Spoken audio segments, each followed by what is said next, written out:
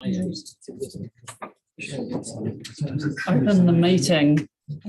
Tuia ki runga, tuia ki raro, tuia ki waho, tuia ki roto, tuia ki te here tangata, ka rongo te pō, ka rongo te au, haumie, huie, hai. Unite above, unite below, unite without, unite within, unite as one. Listen to the night, listen to the world of light. Now we come together as one.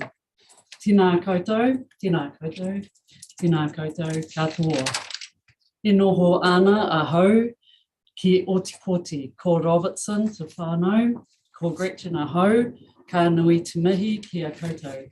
Nō reira, tēnā koutou, tēnā tātou katoa.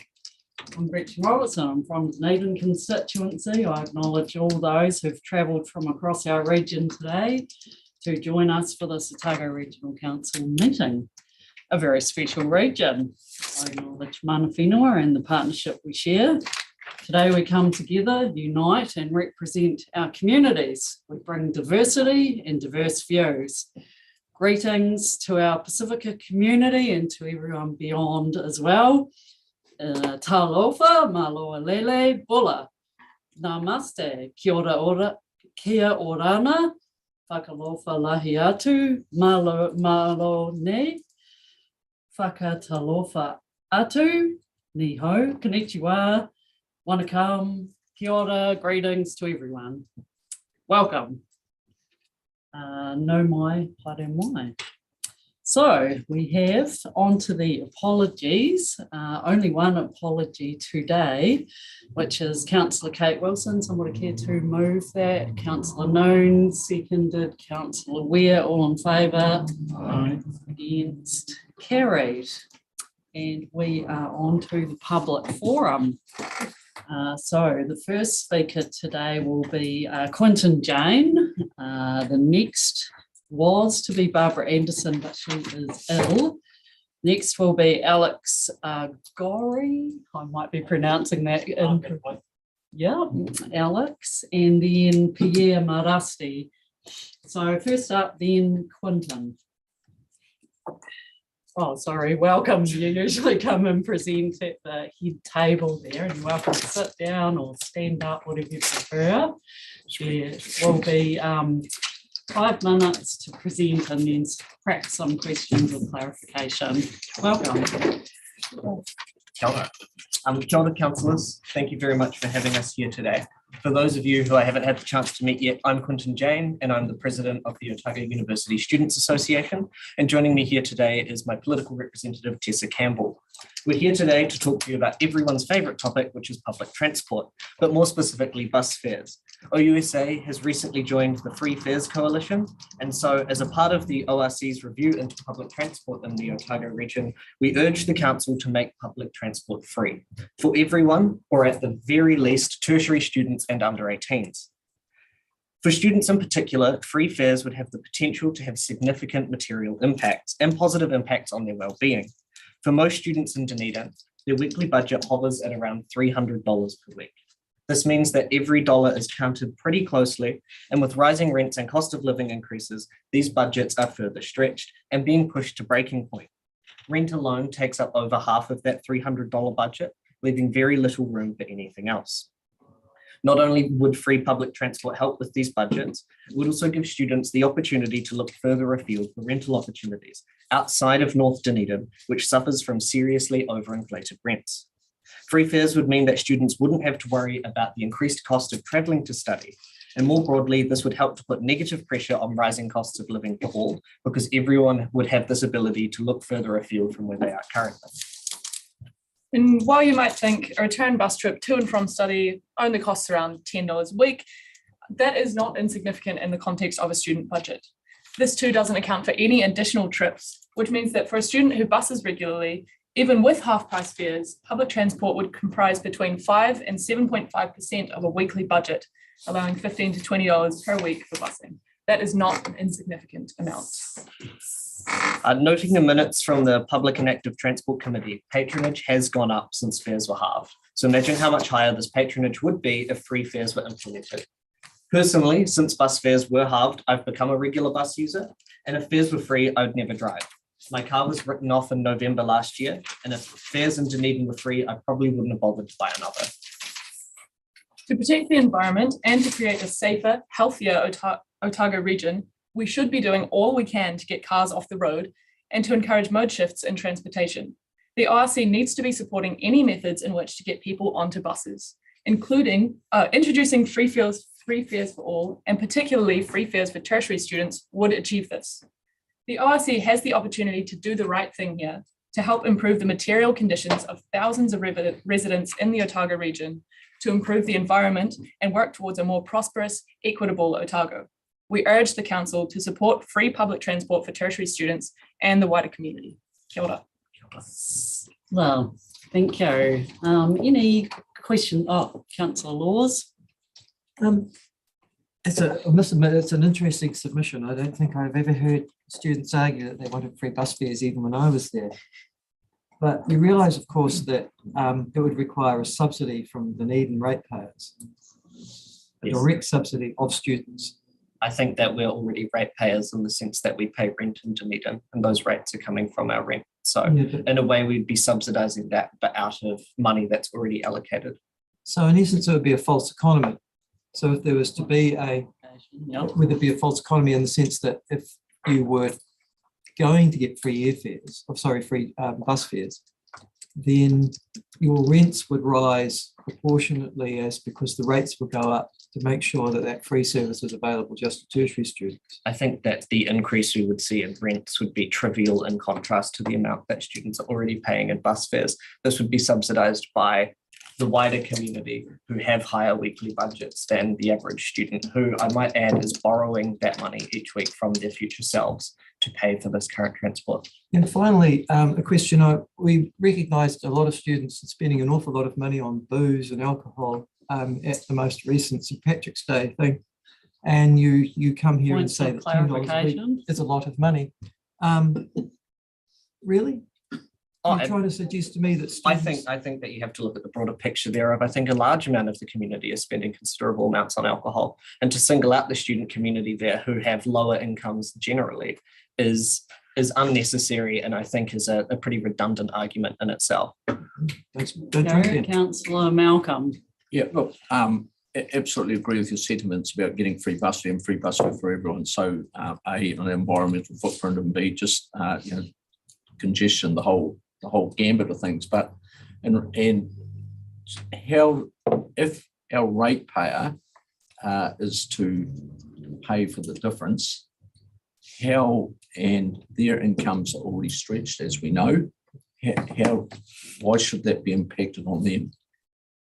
I mean, it's impacting on you, but why should we put that impact directly onto those people that are already tight with the pensioners, the people on fixed incomes, the people that can't do that? And I'll just add one point to that. Should this actually be a government issue as opposed to a local issue? I mean, I think we would love to see this adopted at a government level. I think that bus fares and public transport fares should be free across the country. But as it stands, I represent the Otago University Students Association. Tess is here on behalf of the Otago University Students Association. So we are primarily focused on the Otago region. I think in terms of the ratepayer picking up the bill, as you've said, I'll just reiterate that students too are ratepayers. But also we're here to say that these fees should be free for everyone, not just tertiary students. I say tertiary students because I know to say that these should be free for everyone has been said many times before, and is also less likely to get adopted than looking at the part of the community that has incomes that are further stretched than many other parts of the community. Thanks. Thank you. We're running out of time here, unfortunately. Elliot, if it's quick. Thanks, Clinton and Tessa for coming in, giving a corridor about this. I'm wondering if you think that the difference between, say, flashing your student ID to a bus driver instead of having to sort out a B card and put money on it and that barrier, as well as the cost barrier, would also increase uptake, in your opinion? I think Yeah, honestly, I think it probably would. I know for me, I've been meaning to get a B card and sign up for a couple years now. And just having my student ID, which I have to have for uni anyways, would make it a lot easier. Little things do make a big difference. Also for me, I mean, I live right next to a bus stop. And I know that if it were free to go from that bus stop to uni and back every day, I definitely would be much more likely to use that, especially when, you know, with the recent weather and things, it would make things much more pleasant for me. So yeah, I definitely think that that could be something. Thank you very much for coming along. That's all the time that we have available. Thank you. Next public forum speaker will be Alex.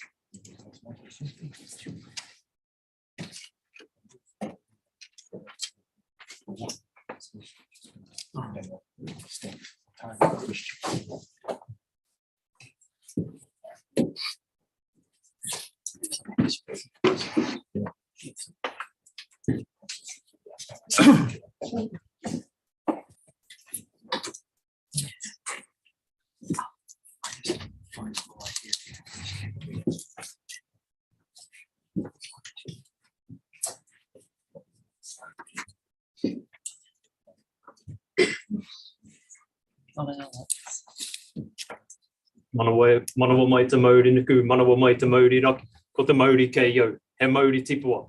Whakarutia te pō, haumie, huie, tāie. Ki te tuatahi, me tukumihi au ki ka kaihako o te ao nei, nā o koutou rika rika, nā o koutou hāi, kutu i te whai au ki te ao marama. Me mihi ka tika, i te tuarua, kia rātou mākua wehi atu ki tu o Pairau. He mihi aroha tēnei, ki tēnā o koutou. Ko te roa I waikai a tātou. E moki moki tōna wana mātou ki a koutou. He tōna wā tātou ki te anoa I a tātou. Tai noa ki taua wā, ko koutou I kona, ko mātou I ko nei, tēnā rā tātou. Ka huri tātou ki te ao marama, ki ka ope e huihui mai nei, nau mai, haere mai, tauti mai.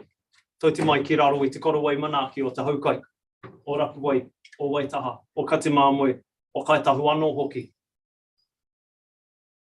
E tukumihi ana tēnei maramara o tamatea pōkai whenua, tēnei uri, o tahu pōtiki, o rakai hautu, o tūtaraki whānau hoki, ki tēnā o koutou, nei aku mihi. Ka huri tōtika au ki te kaupapa o te rā nei, ta hāpai taka Māori ka taka o tō mātou nei reo, he taoka tēnei, I tuku iho nā ka tīpuna. I te tuatahi, ka tuku mihi kia koutou mā e kōrero nā I tēnei reo. Aha ko tō taumata, aha ko oi pūkenga, aha ko te aha, hapa mai, he mai. He mihi aroha he mihi aki tēnei kia koutou I tō tukuga o te reo rakatira, nei aku mihi. He pono te kōrero, mā te he ka tika, mā te tika ka ako, mā te ako ka rere, mā te rere ka Māori. Mena ka whakamāori tātou I o tātou nei reo. Ka whakarau ora taka, ka whakarau ora tia, te ahurea Māori me te ao Māori. He mea hira tēnei, nā te mea. Kei kōnei ana he, I ētahi o ka motu o te ao nei, kei kōnei ana he te wāhi e kōrero tia ana te reo Māori, e rangona ana te reo Māori. Ki mai nō au, he tauka tēnei reo. He aha ai, he horaka tēnei, ki te ao o mātou tīpuna. Tōku reo, tōku oho, tōku reo, tōku māpihi mauria, tōku reo, tōku whakakai māorihi. Pono tēnei kōrero. Kia koutou anō, e kōrero ana e te reo, e ako ana te reo, haere tōnu, haere tōtika ki tō ake taumata. Kia whakakaha, kia whakapakuri ake, te reo e kōrero tia ana. Ki roto I ēnei momo horopaki. nā te mea, e noho ana tātou ki tēnei takiwā, ki tēnei motu, ki Aotearoa, kia whakahāpai te ai, te mana, me ngā ture, me ngā tikanga, o te tiriti o Waitangi, me whakamahi tātou i tēnei reo.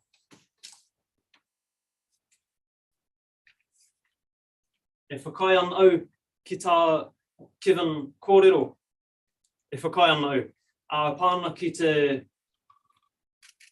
mahi tiki puaka, ne? Te haka pahawa o te reo. Mena ka tēnā a he katoa ana.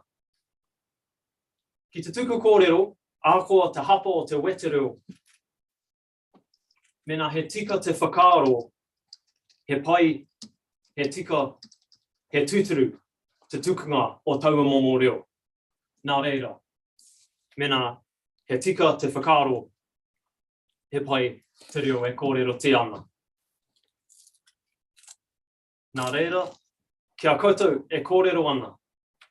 Kōrero tia tēnei reo. Kōrero tōnu, ākoa te wauataka o te ara e mui a tātou. Ki te toinga, e kore nā e kōrero e te reo. Me maukaha ki ngā matapono, ki ngā pau whirinaki i mui a tātou. Kia tautoko i o koutou ara reo Māori. Ko te mea whakamutinga, ko koe anahe te kaiwhakairo o tō aki ara. He aha te momo ara, he aha te momo pūrākau, tau e pīraki ai. Kia kōrero tia mōu i te tonga o te rā. Nā reira, tēnā koutou, tēnā rā tātou katoa. Tu tera mai ngā iwi, Aue, tātou e. wai ata tia mai. Tu tera mai ngā iwi, Aue, tātou e. whai a te maramatanga, me te aroha, e ngā iwi, kia putahi, kia putahi rā. Tātou e. Tātou e. Kia ora. Kia ora. Kia ora. Any questions? Na mihi nui kia koe mō te kōrero e tēnei rā, ka rāwai. Nā mihi nui kia rātou mō tō wāte i tautoko te kōrero. I ata hua te wāta, tēnā pai. Ka pai. We'll leave it at that. Thank you very much for coming along today. Thank you for speaking to us today, and thank you for your support, supporting the team with the wider. It would be really good if we could get a copy of your speech or even of the video and te rao Māori and te rao English. Yeah. That'd be awesome. You do that. And Hang on. Yeah, there's an opportunity for that. thank you for coming and having your say, and just quick whakatauki, mā te whakapono, mā te tūmanako, mā te titiro, mā te whakarongo, mā te mahitahi, mā te manawanui, mā te arawa, ka tae e tātou. Tātou, tika, kia ora. It's Malcolm.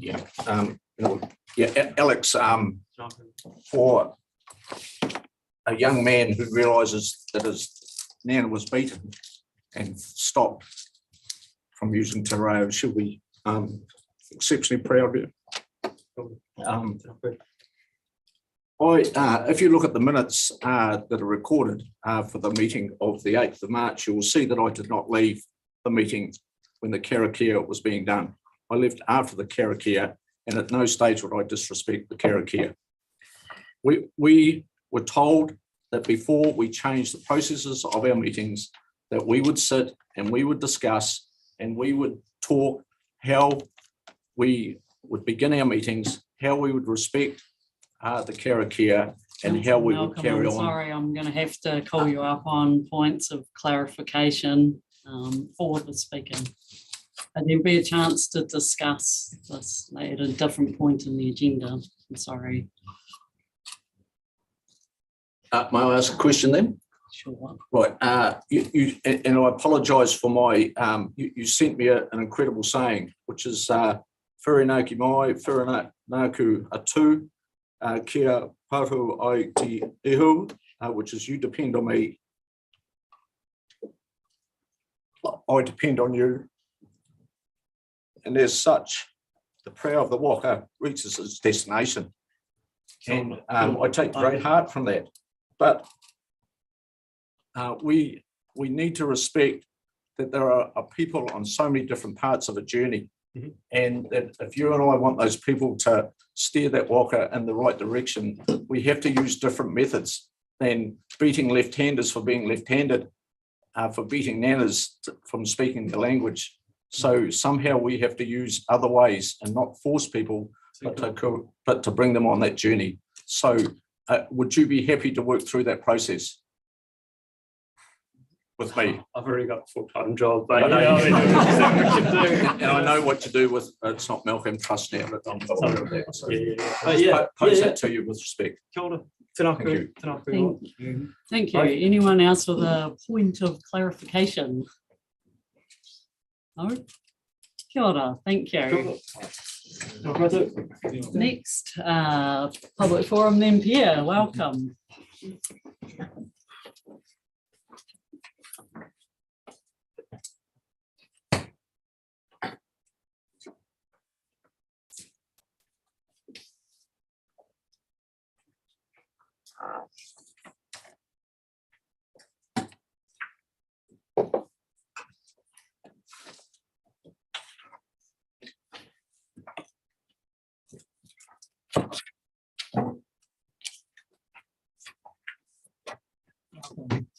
Kia ora koutou katoa.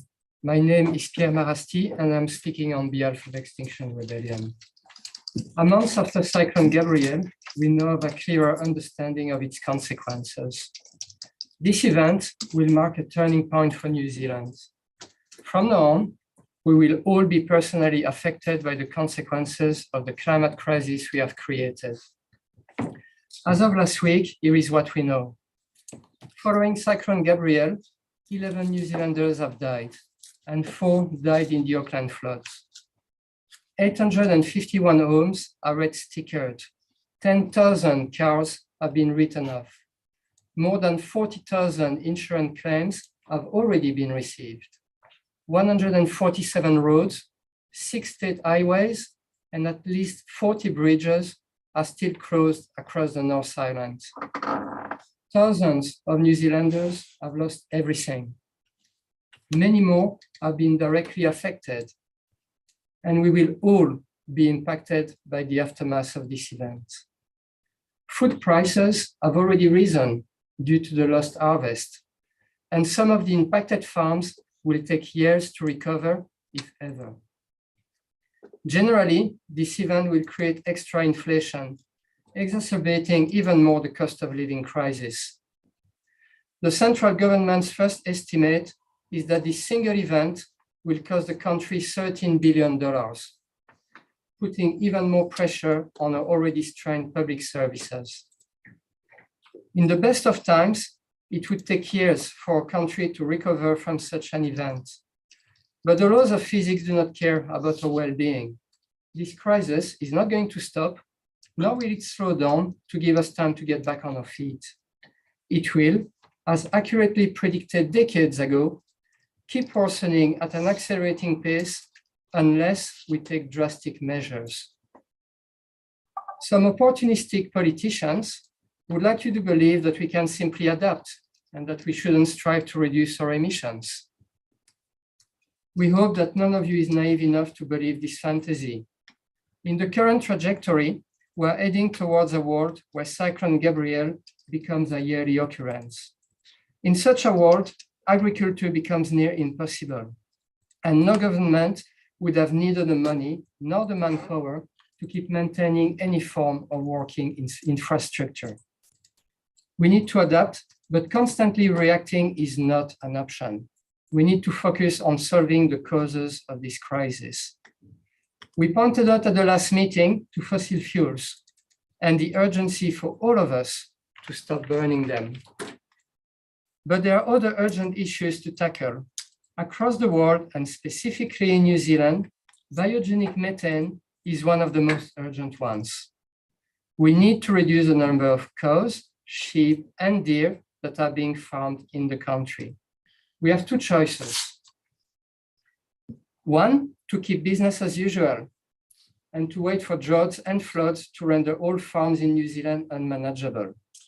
Or two, to reduce the number of farmed animals in an orderly manner, just like we are now finally talking about managed retreat from flood-prone areas. In both cases, the number of farmed animals will be reduced. But if we choose to wait and see, farmers will go through untold sufferings.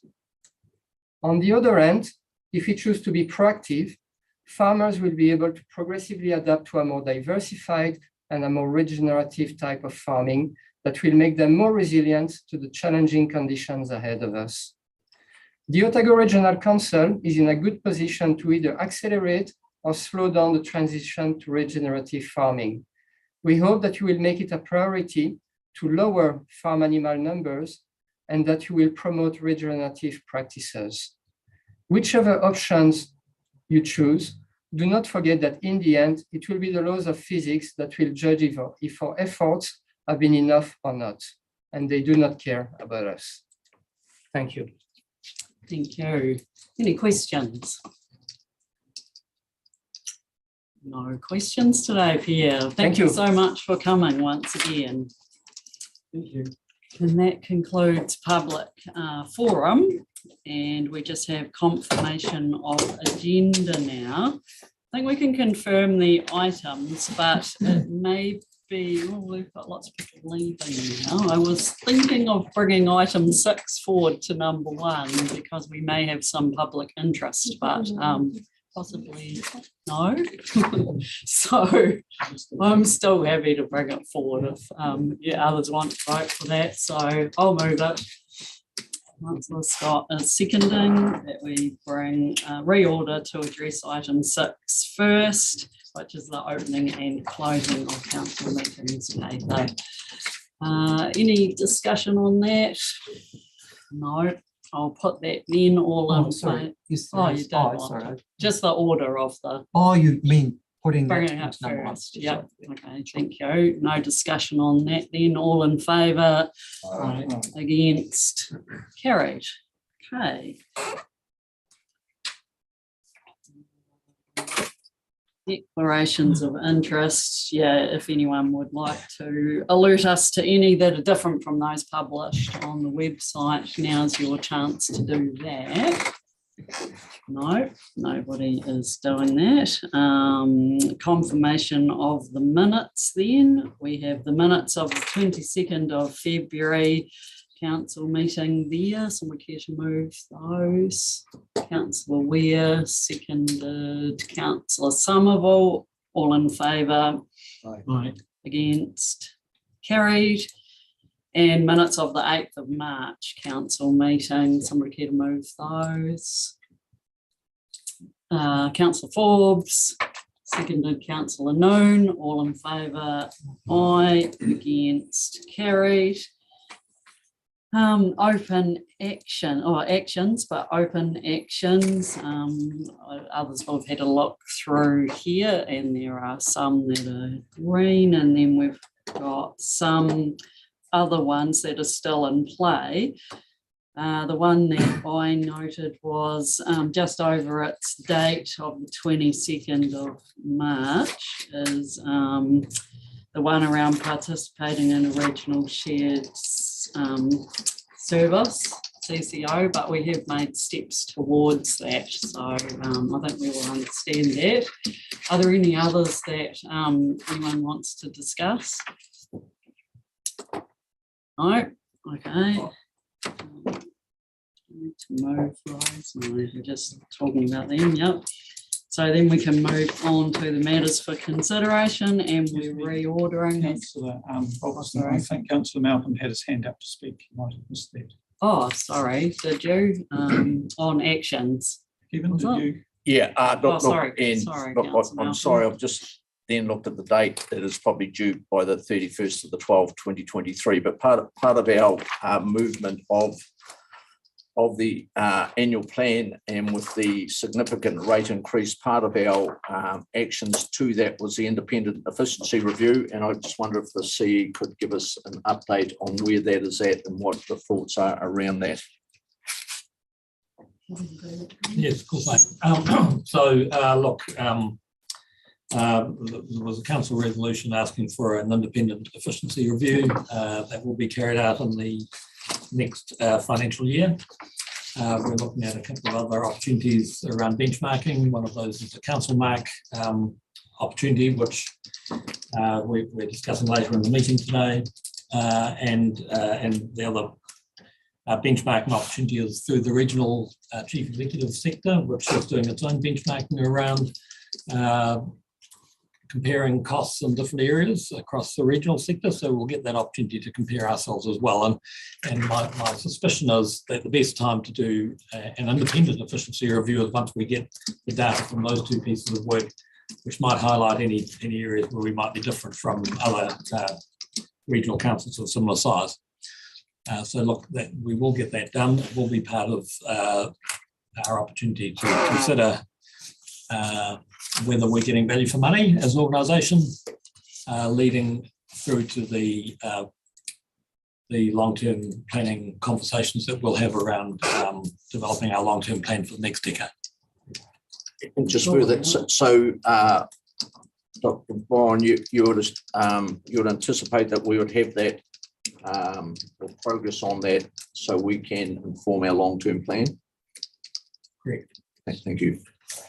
Thank you. Anyone else then thought of an action point? No. Right, matters for consideration then, and it is number 6, opening and closing ORC council meetings. It's the paper's there and you will have read it. Its author is me, so any questions can come to me. And I don't think I need to introduce this other than the fact that, in this discussion, I had promised council a chance to discuss opening and closing meetings and karakia, and we will be able to have discussion on that. As part of that, I want everyone to have a chance to be able to say what they want to say today. So we're giving everyone a chance to speak if they choose to. If you don't want to, that's fine as well. So yeah, without further ado, if you've got any questions, the recommendation is to note the papers, there, and can be taken as read. Anyone want to start off? You're calling for questions or just discussion and opinion? I'm not sure if people have questions, but if they'd like to do questions first up, now's your chance. Yep. Otherwise, we can have some debate. Yep. Councillor Mepham. Last week, the University of Otago modernised its visual identity with the release of a new symbol, or tohu, that recognises the development of that institution and its relationship with Mana Whenua. The branding project involved collaboration between Te Ranaka Otako and Kati Hui Rapa Runaka Ke Puki Te Raki. The new branding encompasses a distinctive Maori design that represents the link between the sea, the land, and intergenerational relationships at the heart of learning. The proposals that have resulted in the completion of this work are due to a positive collaboration between the university and Mana Whenua. The ORC annual and long-term plan approved by previous councils under the heading Governance and Community Engagement states as a strategic goal to build Mana Whenua participation in council decision-making through a treaty-based partnership approach to our engagement. Council standing orders under meeting procedures, item 10, opening and closing, states Their options for opening a meeting could include a karakia, timitanga, a mihi whakato, or a story. I support the use of the karakia given by iwi to the ORC to be included as an agenda item to be spoken in Te Reo and translated at our council meeting. Thanks, Councillor Metham. Anyone else want to speak at this point? Councillor Noon, then Councillor Somerville. Because I'm included in the comment in the report, I feel it's appropriate I make some comment. I would have made comment anyway, but the way I see it is that, and Kevin alluded to it a moment or two ago, we're all on our particular journey with bicultural competency.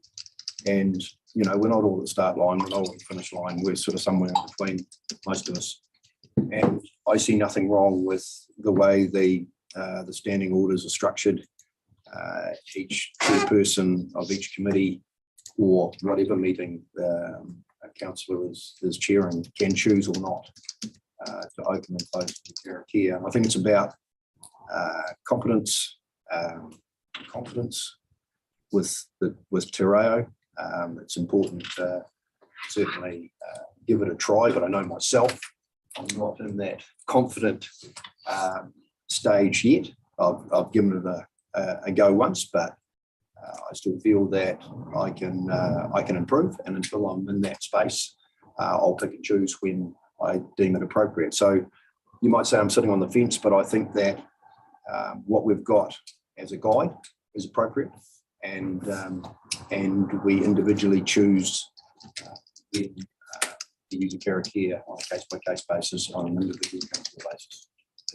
Thanks, Councillor Noon. Councillor Somerville. Yeah, thank you. And look, thank you for bringing this paper, because it's really good to have that background there. I guess I'm delighted that we have reintroduced karakia into the things that we can do at our meetings. I think that's really is important that that acknowledges mana whenua, but it also, I think, enriches our meetings. The function of the karakia, one of the things I see, and it's in that report, is bringing us to focus on the matter in hand, leaving our lives there and bringing us back to talk about this. And then at the end of the meeting, the karakia allows us to go back to our other lives. And that's a really useful function that it has here, and a good thing for us. I look forward to the time when it becomes an absolutely regular and accepted part of our meetings of ORC. Thanks, Councillor Somerville. Oh, Councillor Paul. I'd just like to add a bit. I agree with everything that's been said, but I think there's another really important function of us doing karakia, and of course that should be optional, but it's like, to me, whether or not there are Māori in the room or Māori watching or anything else, to me what it does is it declares openly that this is a safe place for Māori to come and engage. And that is the big key thing that we're doing with that karakia. So putting other things aside, and us stumbling through doesn't matter. It is allowing ourselves to be vulnerable in that space and go, well, we don't really know what we're doing. We're not very good at doing this, but we are telling you as our bicultural partner that we are listening, that you're safe, and we are willing to try and stumble over words that maybe even you don't understand properly. But we're willing to do that to create a space that we are in this together, and we are willing to be involved in this partnership. And that's what it does for me, and I will use it as often as any opportunity I have. Yes, Councillor Forbes. Councillor Weir. Basically everything that everyone's already said, and I think that karakia or whakatauki or any sort of opening like that really does create a sense of purpose for us in the meeting, for us, and well, I said about, you know, a sense of clarity and bring us together for that focus. But it does, as Alexa said, also signal our commitment to that partnership and recognition that it is not that mana whenua are not just another group in the community, not that, you know, the entire community isn't important, but that mana whenua have a history of governance over this region that date back long before we have any history of governance over this region. And it's important to recognise that. And the language aspect of it, the thing also recognises that our two national languages are New Zealand Sign Language and Te Reo. English is not one of them. And although we conduct our meetings in English, and that's sort of the most practical way for us to do things, it is important to recognise that fact. And I definitely appreciate that. I mean, I'm not by no means fluent in Te Reo, and I appreciate that. Most of us struggle with that, but like Alexa said, it doesn't matter if we stumble over those words. We'll improve over time as individuals, and setting that in the way that we do things in the process will also help us improve as a nation, or as a community, or as a region in that aspect. So I think that they're a really important thing. I'd like to see every chair doing a karakia, but obviously, we're not going to make it mandatory or anything. But I think it really does hold a really important place in our processes. Thanks, Councillor Ware. Anyone else wanting to speak? Councillor Laws. This has become a bit of a Trojan horse, this issue, because we've already been around the houses in this discussion already. We've talked about the treaty. We've talked about the role of mana whenua. We've talked about the role of the Maori language in comparison to others, but really it's quite an interesting issue about karakia, and whether or not something that's never been used before in the history of the Otago Regional Council should be used now. What are karakia? Karakia are prayers or incantations. They're generally used to ensure a favourable outcome to important events and understanding, such as tangihanga, hui, unveilings, etc. However, they can cover every aspect of life, and they are being utilised in this particular position here. They have a fundamental theological and philosophical objective to religion or the supernatural having a place in council affairs. And our forebears to this country in the 19th century, those who created much of this country, made the very wise distinction of separating church from state. The idea that our religion belongs to us as an individual, and it should not be imposed upon others, or the rights of others when it comes to religion removed. The Bill of Rights Act of 1990 legislates for that freedom. The freedom to be free of religion as much as to be able to associate with others. And indeed, the Human Rights Commission was involved in this issue over 10 years ago, got themselves directly involved when a territorial authority in New Zealand sought to impose a prayer before the start of a council meeting. In all cases, the wisdom which is being abandoned here is that you do not mix religious, supernatural, or other theological perspectives into the affairs of something that are as prosaic as a regional council or a territorial authority. And then there's the slightly risible, I have to say, karakia that is being proposed standing orders for this council. Which standing order? I'm not sure which particular standing order, but I take exception to what An objection. the objection in terms of what Councillor Laws said was that this standing order was imposing the karakia. It's not imposing anything. It's providing a choice. Sorry, that's not a point of order. Can I ask a point of clarification? Yes. Putting aside the, when you say our forebears arrived in the 19th century, what is the our that you speak of? My forebears. Right, your forebears. Correct. Those that developed this country. The reason we have an economy today, Ellie. There wasn't. And so, Right, There most certainly was. Finished with the answer to that one. Yep. And we've still got potentially an objection over here. Thank you. Objection to the words used that of you course I are don't being withdraw, enforced. and that's a ridiculous point that So, you've made. excuse me. But my objection, Madam Chair, is that Councillor Laws has said that the karakia is being imposed. The karakia is not being imposed. The karakia is a choice for every co-chair. So it's not being imposed, it's being enabled. So I would ask Councillor Laws to Objection withdraw. recorded. Can I make clarification of that, Madam Chair? It's this. I'm sorry you don't understand the English language, Brian. Imposition is upon all those who are at the council meeting. You may choose to say it or not when you're chair, Brian, but it is being imposed upon me and every other councillor who has to listen to it. It's called imposition, Brian. Would you like your objection recorded? Yes, Okay. Thank you. Now, Please record the objection. can I Please carry on? continue. Thank you so much. So the separation of church and state is critical to the constitutional development of this country, and it has been enshrined in all the constitutional arrangements that we have.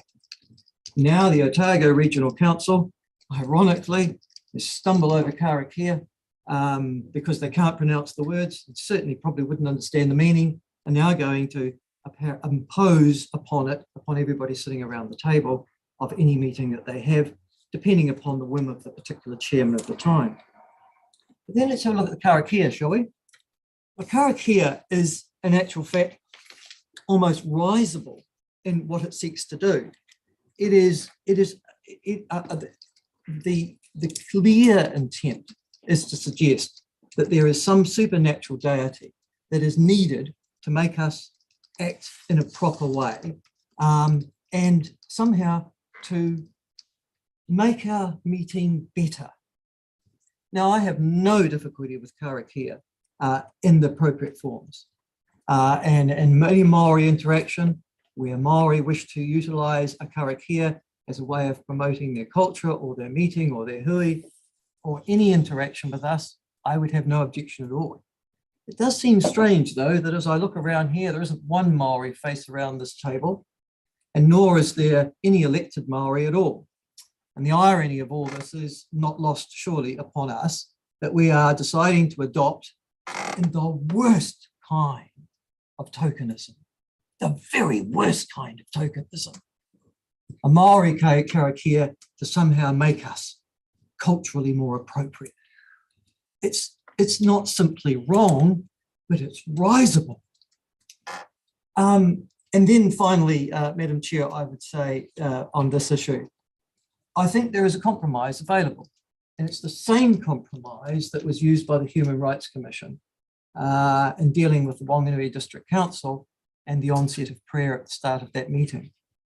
And that is that if folk do not wish to be present for the karakia for religious, theological, or philosophical reasons, they do not need to be here. And a karakia can then be commenced, and the persons or those particular councillors who do not wish to be there for that should be allowed not to be there and to have their absence not noted, but join the meeting once the karakia is complete.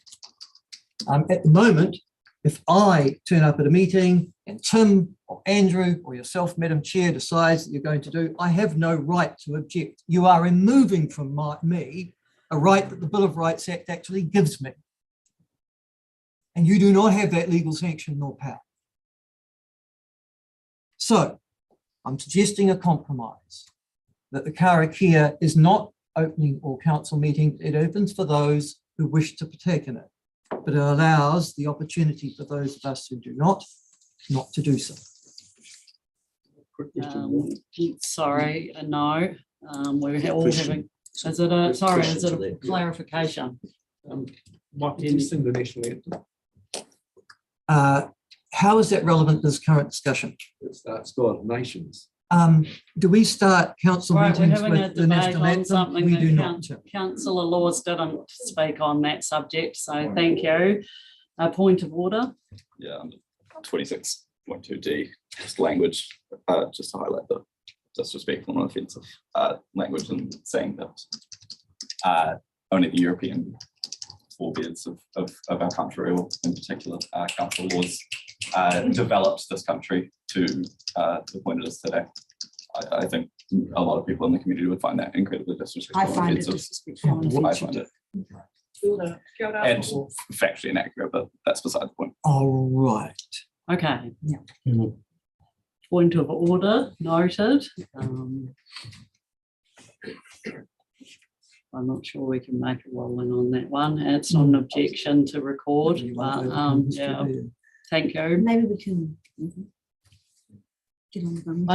I noted from that potential points of order as well. Points of order for me are religion. Our karakia we use, it's not based on religion. Yes, it is. Well, the one I use today isn't, and I've We use the double word- checked that. So How does the it word isn't. blessed? Have a look at the ending. You say No, blessed. Excuse me, I have never used that ending. I use the alternative one. So bless us all. Okay, is that See, religion? it's written down here. Bless is not religion, is it?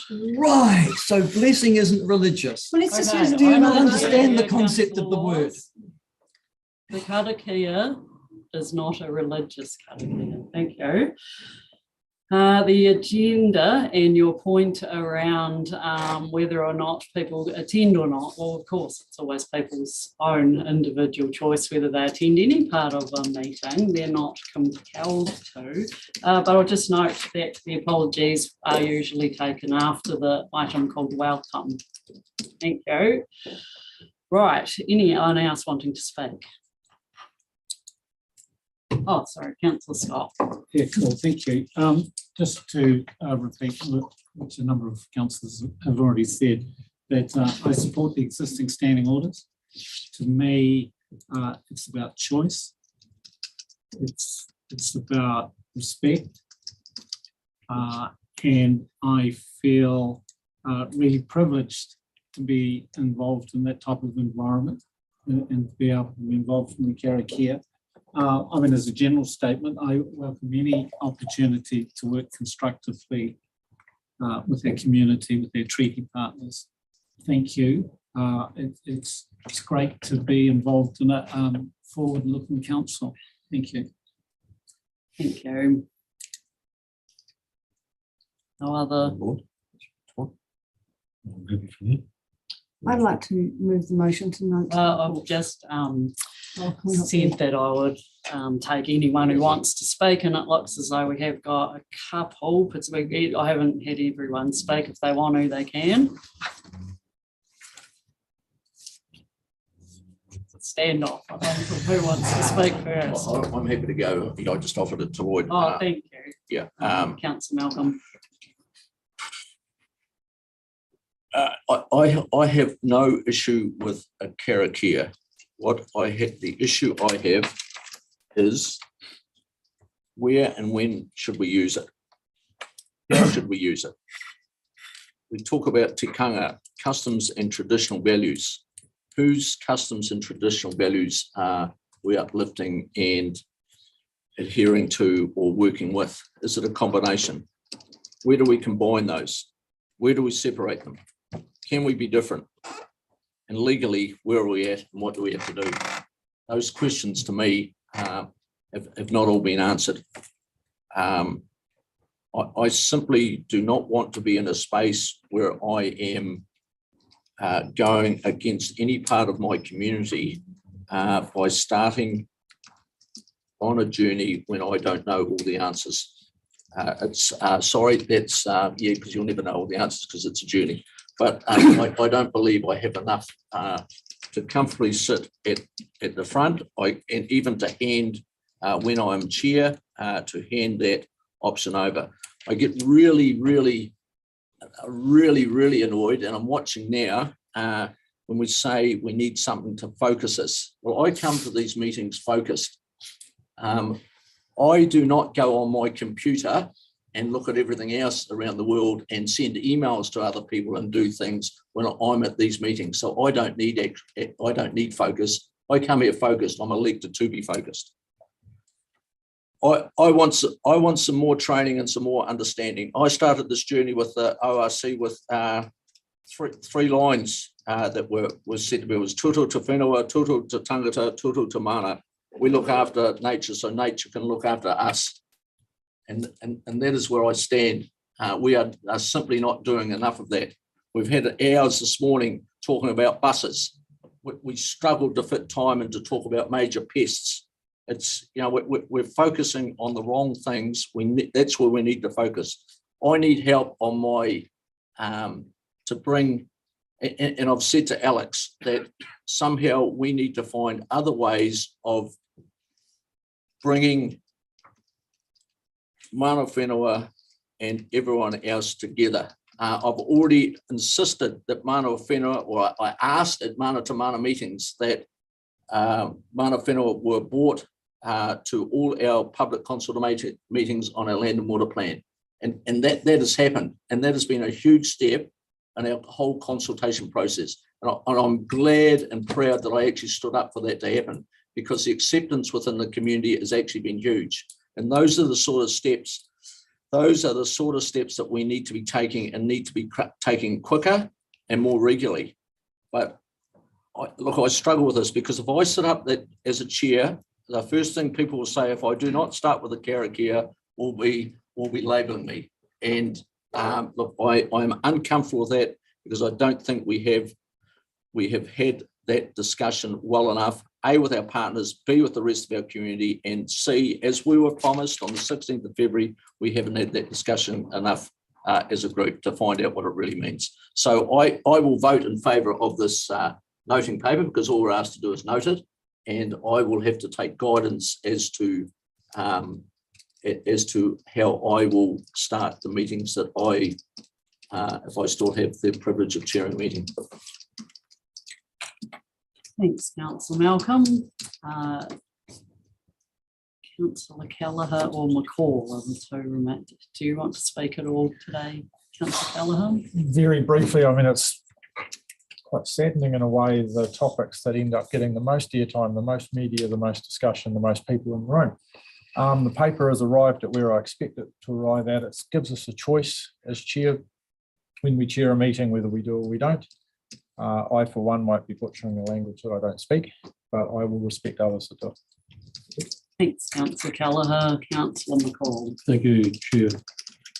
For me, I support the paper, and I think at the end of the day, the paper comes to the position where we need to be as a council, whereby we have the opportunity to use karakia at the beginning and at the end of the meeting, if the chairman so wishes. I see it as a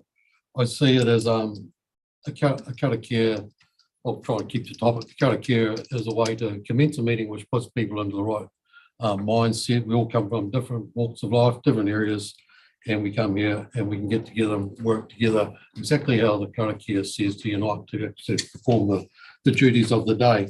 I think it's a privilege and special that we've been gifted a karakia from our local iwi, Kaumatua, and I think it's a significant step in the development of our partnership with mana whenua. I do respect the individual's view, and everybody has their own views, and I accept that. So for me, it's not, I don't expect everybody to use it, but I expect those that do desire to use it should be able to use karakia or te reo Māori at the beginning of a meeting if they so desire. I see the use of te reo Māori as very much a respect thing, because te reo Māori to me opens the world of te ao Māori. So it's actually a gateway into how we can actually work together by starting using their language and respecting their language and using it in small amounts, but building on it so that we can actually get there. Because once you actually come to terms with the language, you can come to terms with the world from where the language comes. And I think that's really quite special, but it's something that's not going to happen overnight. And I do understand that everybody's on the different stages of their journey. So I definitely will be in support of it. I'd also like to say personally for myself that I will always defend the ability to use te ao Māori. I have Mokpuna, Ngāti Mutanga Mati Tama from the New Plymouth region, and I want them to be proud of their heritage, and I want their heritage to be normalised and their ability to use te reo Māori to be normalised. So I've been on a journey, and I will continue on the journey to support them and to support the development of partnership so that New Zealand can go forward as one. I've just got to, I didn't actually translate the whakatauki I said before, and the basis says believing and trusting, faith and hope, looking and searching, listening and hearing, working together, patience and perseverance, with love and compassion, we can succeed. And I'd also just like to say another little one, just it's just another little saying that I've had is like Mati Koreo, Iti Koreo, Mati Koreo, Ka Tikiti Koreo. Use your language, little bits here and there, and you'll get better at it. So thank you for the ability to have a say. Thank you to everyone. Yeah, I don't feel that I need to say something myself as a chair. I just wanted you all to have a chance to discuss this. And I just want to say thank you to you all for really, really respectful, open and honest discussion today from absolutely everyone around the table. Really appreciate that. And yeah, thank you. It's a paper to note. The standing orders are there, as you see. We may use karakia, and we respect everybody in this room and we respect our partnership. So thank you, everyone. A point of information, Madam Chair. Oh, sorry. A point of information. Okay. You questioned me earlier on the word blessing. Okay, sure. The Oxford English Dictionary, which is pretty authoritative and the one that's used in every law court in New Zealand, describes a blessing as asking for God's help and protection, or a prayer asking for this. The word blessing very clearly is in the karakia in the ending, the word blessed. Okay. And I am suggesting to you that therefore there is the direct impact of religion upon the karakia that the Otago Regional Council seeks to use. I need that to be brought to your attention because it will be the reason why I won't be noting this paper. Yeah, okay, thank you for noting that. A point of further information, the English word is blessing. The Māori word is actually rangimaria. Rangimaria is peace.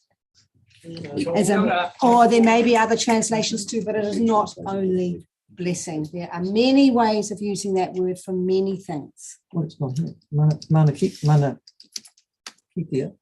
But we could ask for Edward Mato, to give us some other words that may fit more easily with We need Councillor help. Laws's impressions. Can I ask a question? Did the English There's lots of translation get provided? clarification Yeah, again. did the English translation get provided by Kaitahu and Ngaitahu as well? Sorry? Yeah. The English translation of this Maori karakia, did it get provided by? Yes, so It did. yeah. So in other words, that is, yeah. That is the, yeah. That's So, what I asked for. Thank you, that's what was Further provided, information. thank you. Thanks for raising that. We can Yes, yeah, accept that that's how you see it, and it's also what the definition there says. Thank you. Right, Alexa, you've answered that point, and we are just noting the paper. Someone care to move that? I'll move we noted. Thanks, Councillor Malcolm, seconded Councillor Forbes got in first. All in favour? Aye. Against? No. Carried. And projection data, please. Okay, noted. Councillor Laws, thank you. We'll go back to what was item 1 on the agenda then. Thank you, everyone. Which is an important paper on 6-month report to the Minister. Welcome to Fleur. Anika as well, I think.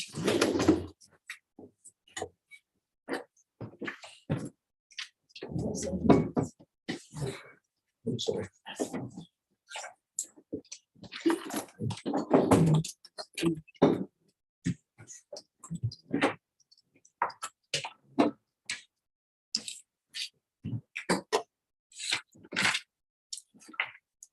Oh, yeah.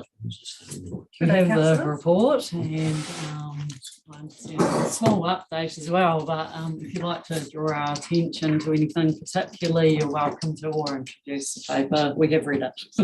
Awesome, I'll do that. Thanks. Yeah, just for new councillors around the table, that we report to the Minister every 6 months on against the review that was from 2019.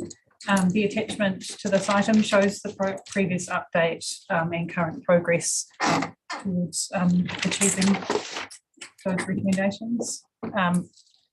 As Councillor Robertson noted, since writing the update, we've received the 6-month extension for the land and water plan. So we're just proposing some minor amendments to the report just to reflect that extension, which I believe you've been emailed. If you want, we can put it up or not. Any questions? Happy to take them. Anyone got any questions? Councillor Malcolm. Yeah, paragraph 9, just a couple of bullet points there that I noticed. One is around non-fresh water hearings have begun and the freshwater hearings have not yet started. I'm just wondering when they are due to start and what will a later start have on effect will that have on our production of our land and water regional plan? Through the chair, we don't yet know when they will start. We've given the nominations to the Freshwater Commissioner, and he will appoint the panel in due course. We have suggested that they might occur in July, August. Should be relatively short because there weren't a huge number of submissions on those matters. We do expect that we should be able to bring back, or the hearing panel should be able to report back around the end of this year on the RPS decisions, which will then be able to feed into the land and water plan. And just to add, that was part of the reason the Minister acknowledged the extension, just to let those two pieces catch up. And so as Blue said, we don't anticipate the freshwater hearings lasting long. We're programming that for 4 weeks. So it's a lot shorter than the balance, because obviously for those of you who were here when we split it, it's very much that smaller part of the document. Yeah, supplement to that. So therefore, if would I be right to assume that if the freshwater hearings actually did take longer to start and longer to complete, that the Minister would be aware that that would cause us possible time constraints at the other end and be amenable to help us there? I mean, potentially, but even if they're a month later, I can't imagine it'll be so far delayed that we don't see decisions by this year. Thank you. Councillor Laws. Can I take you to page 32 or page 4 of the report, page 32 of my council meeting? So I think it's page 4 of the report. And it's the critical one really in lots of ways. And that remains a shortage of staff. And we know what it was. And then I sort of read the other side, which is what it is now. So it's what had happened before that's asked. And I'm not really reassured by it, really. I'm sure you can appreciate that reading those words as well.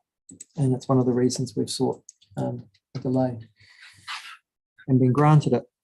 How much closer are we to solving, or first of all, I assume we're reliant upon locums or, consultants. Not locums. Well, they sort of are, because they're looking after our health at the moment. I wouldn't be here without them. But the second thing is, have we budgeted for those costs, or were we expecting to fill these? So I'm trying to get a handle on, when we did our annual plan, did we think we're going to fill those positions? And I can remember asking this question during the regional plan, saying, do you really need all these staff? And they go, yeah, we do. And then I'm reading this and I'm going, oh, did you fill them?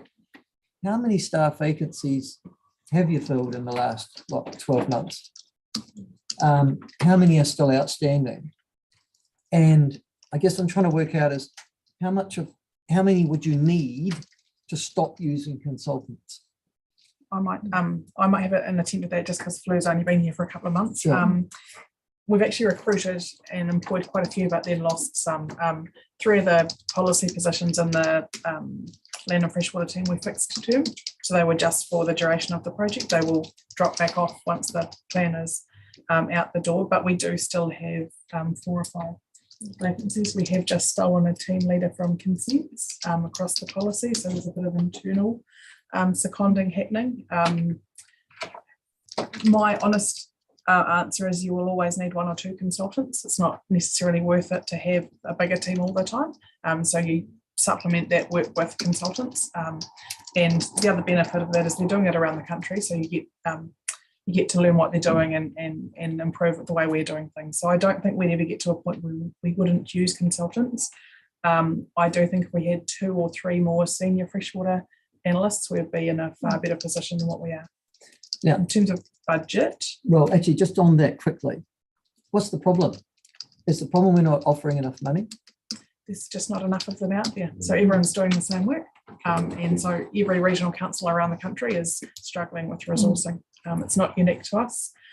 We pay in line with other regional councils. There's just not enough people. This has been a problem for about 10 years. We've raised it around the country with MFE. There's just not enough people coming through the system. So that's a challenge. Thank you.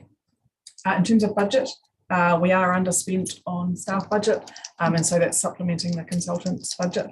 We are getting more competitive rates from the consultants, but it's obviously still more expensive than if it were staff. But at the moment, there is a budget for consultants in the Land and Water Plan, so we're broadly in line with what we were thinking we would spend when you can combine the staff and the consultants. Thanks. Yeah, Dr. Warren. I've got a couple of questions, actually, Anita. Sorry, I put you on the spot when you're one of my staff. That's the right. extension of 6 months, have we estimated what that's going to cost the council? We don't think it'll actually cost any more. We're just doing the same amount of work. It just allows time to do that work. And what it will do is potentially benefit staff in terms of wellbeing. So at the moment, for most of last year, those teams were doing 50 hours plus every week. It's not sustainable. We hope that the extension means that they will actually get down to closer to what they're paid for. That's great. That was mostly around the additional cost, so it's helpful to know it's not costing us any more money. The second question I was going to ask was, has MFE's growth, because I read recently their chief executive who's just finished saying that they've grown from 300 staff to 1,200 FTEs, has that impact of quadrupling the size of that government department impacted on our ability to employ people? Yeah, absolutely. So while I say we pay the same as the regional sector, MFE do pay a little bit more, and they have some other policies that are reasonably attractive to people. They have taken some staff from every council around the country, so it has had an impact. Yes, sorry, Councillor Weir. I just wanted to ask also on the extension. So it says that this report was written before the extension was formally approved. Would there be any major differences in this report based on that? No, so as Fleur mentioned, there's just one change to that second page of the letter where it currently says at the time of writing we've not received notification. That's just a change to say thank you very much, we appreciate it. So no changes in the actual updates or anything? No. Yeah, no, just and just an extra sentence in the conclusion noting the extension. So yeah. Any other questions, Leanne? Recommendations there are to note this report and approves the 7th report to Minister for the Environment that reports on progress against the recommendations made in his letter dated 19th of November 2019, and then the third one noting that the next report will be brought to Council in September 2023. Somebody care to move those? Councillor McCall, seconded Councillor Forbes.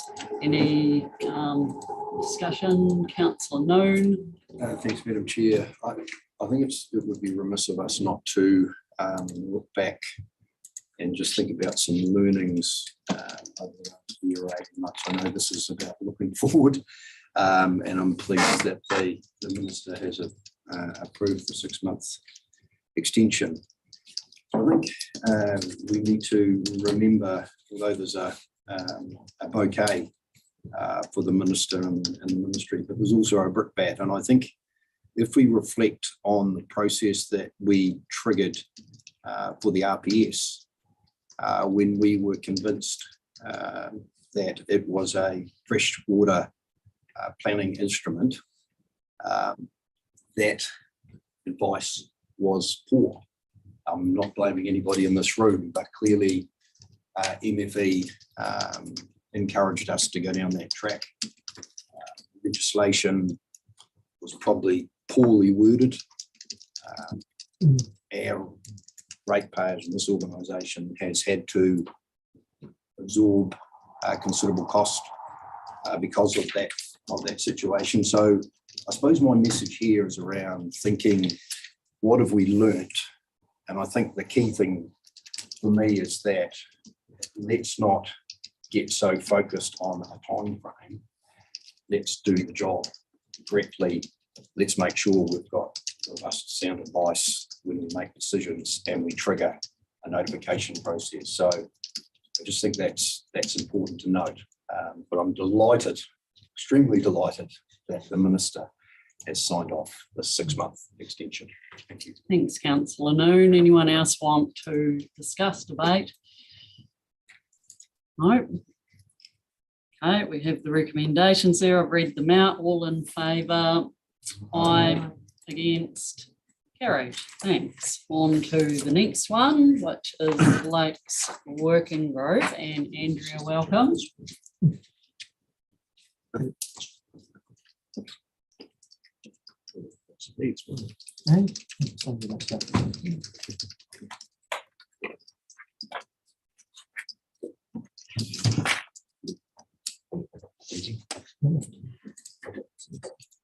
Welcome, Andrea. Again, we have a report which is probably pretty self-explanatory, but Andrea's here to answer any questions, and if there's anything that needs highlighted, Andrea, feel free. We've got all of the members of the Lakes Working Group here who've been working on this to date as well, so we can answer questions as well if we need. But yes, basically paragraph 4 there on what we've been focusing our efforts on, and yeah, issues raised by the Parliamentary Commissioner around those inland deep lakes particularly. And yeah, as we know, we wrote back and outlining what we are doing for management in that area, which includes the monitoring as well as other actions, I guess, to ensure that they stay in good health. So that was a comprehensive letter that went back.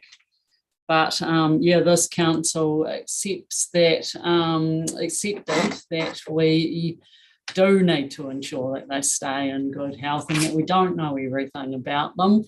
And yes, it looked as though there was a trend of deteriorating chlorophyll A, which is concerning. It's concerning for everyone. So we formed the group and putting focus in this area.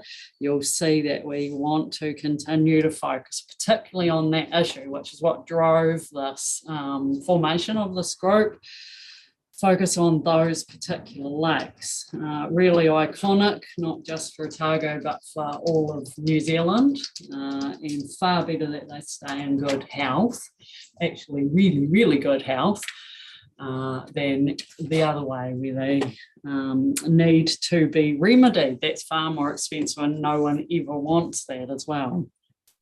So yeah, this is a bit of a terms of reference for the working group, which we need to approve today, and we can answer questions and have some discussion. We've also got information there around the complementary work that's underway around the lakes management strategy, and you've had information on that before as well. Andrea, is there anything else that we need to introduce? No? Are there any questions?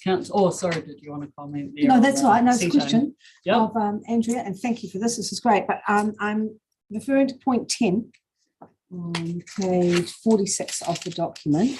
And it's saying that point 10 says, while there's more work to do, many recommendations contained in the report are already underway or planned. And it's great to know that.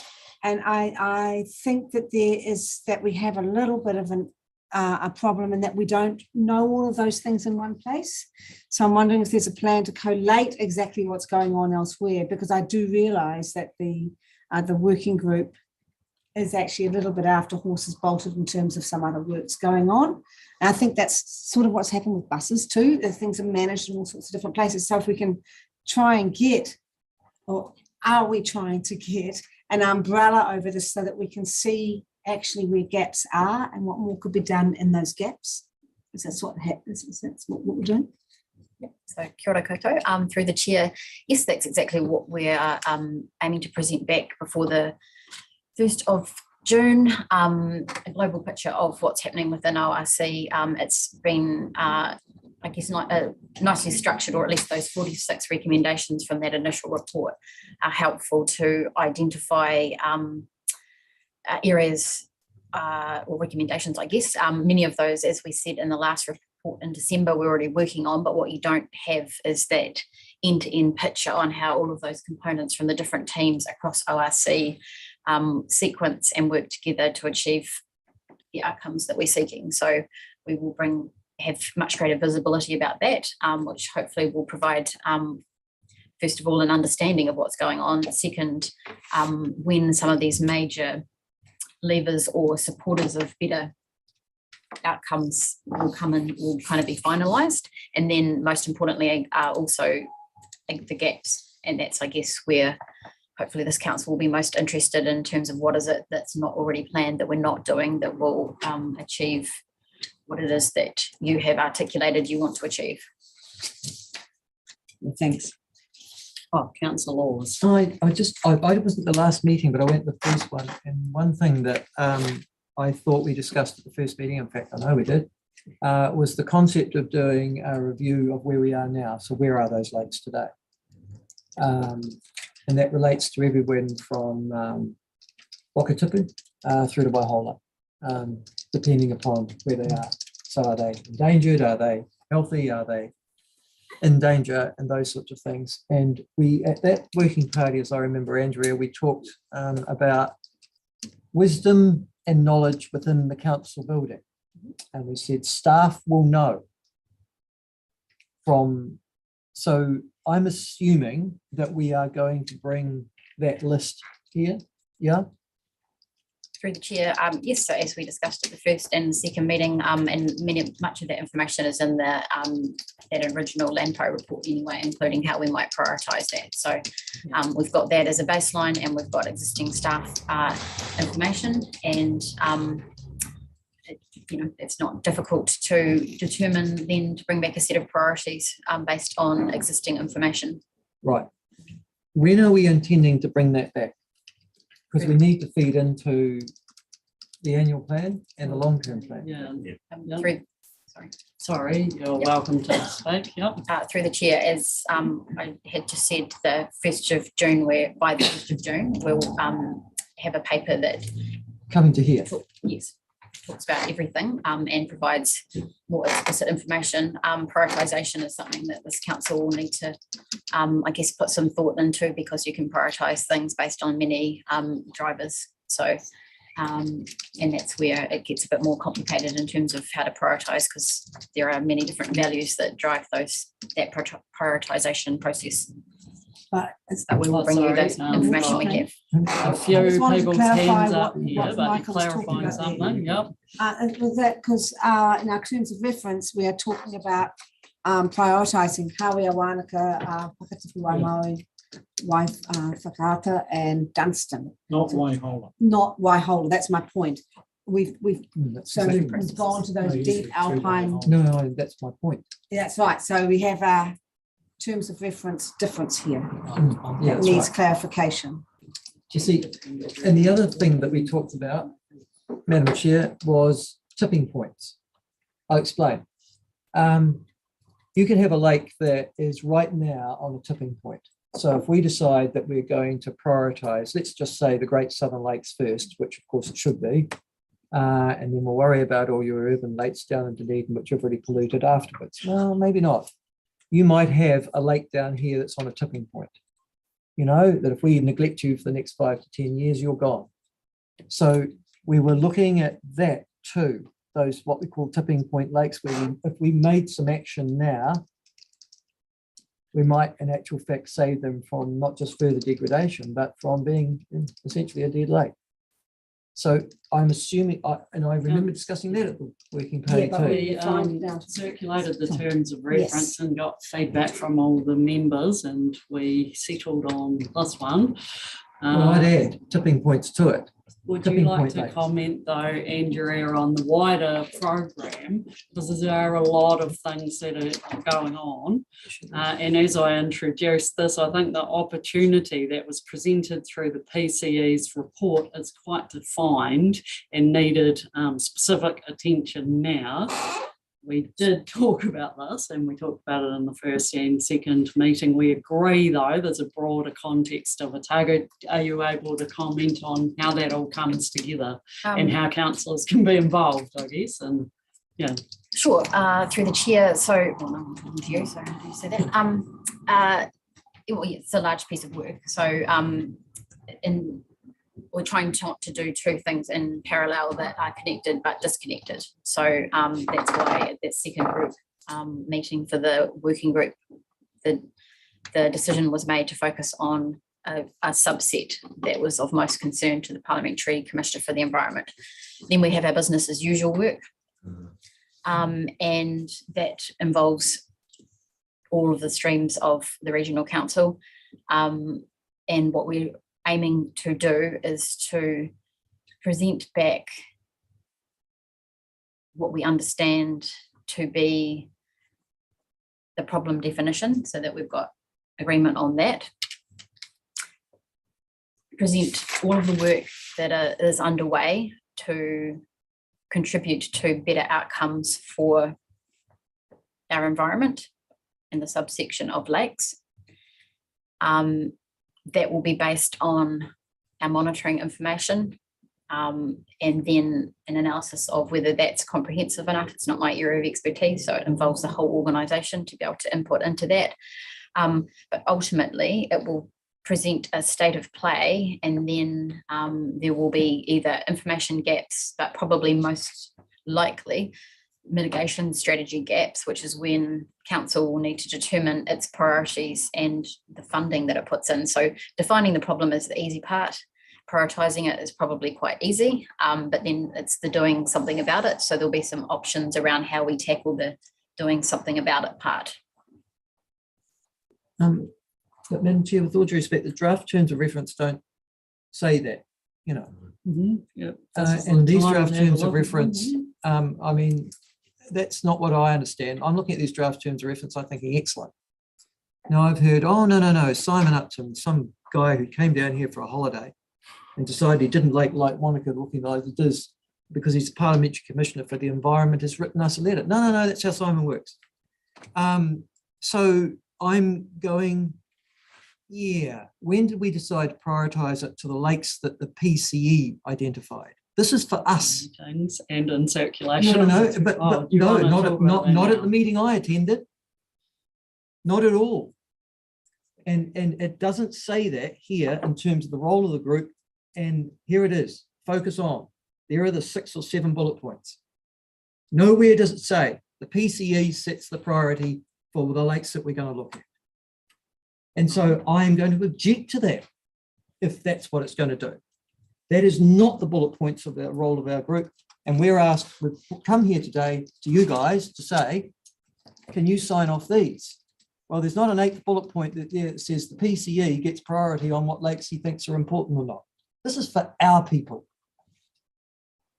And the reason I brought this lake strategy here over the last 5 or 6 years, for God's sake, is because our lakes of Otago are owned by all of our communities, and many of them are in a part of the state, and we haven't done our job in the past very well at all, which is why when we got Lake Snow into Lake Wanaka, we didn't even know it was there until 5 years after the locals told us.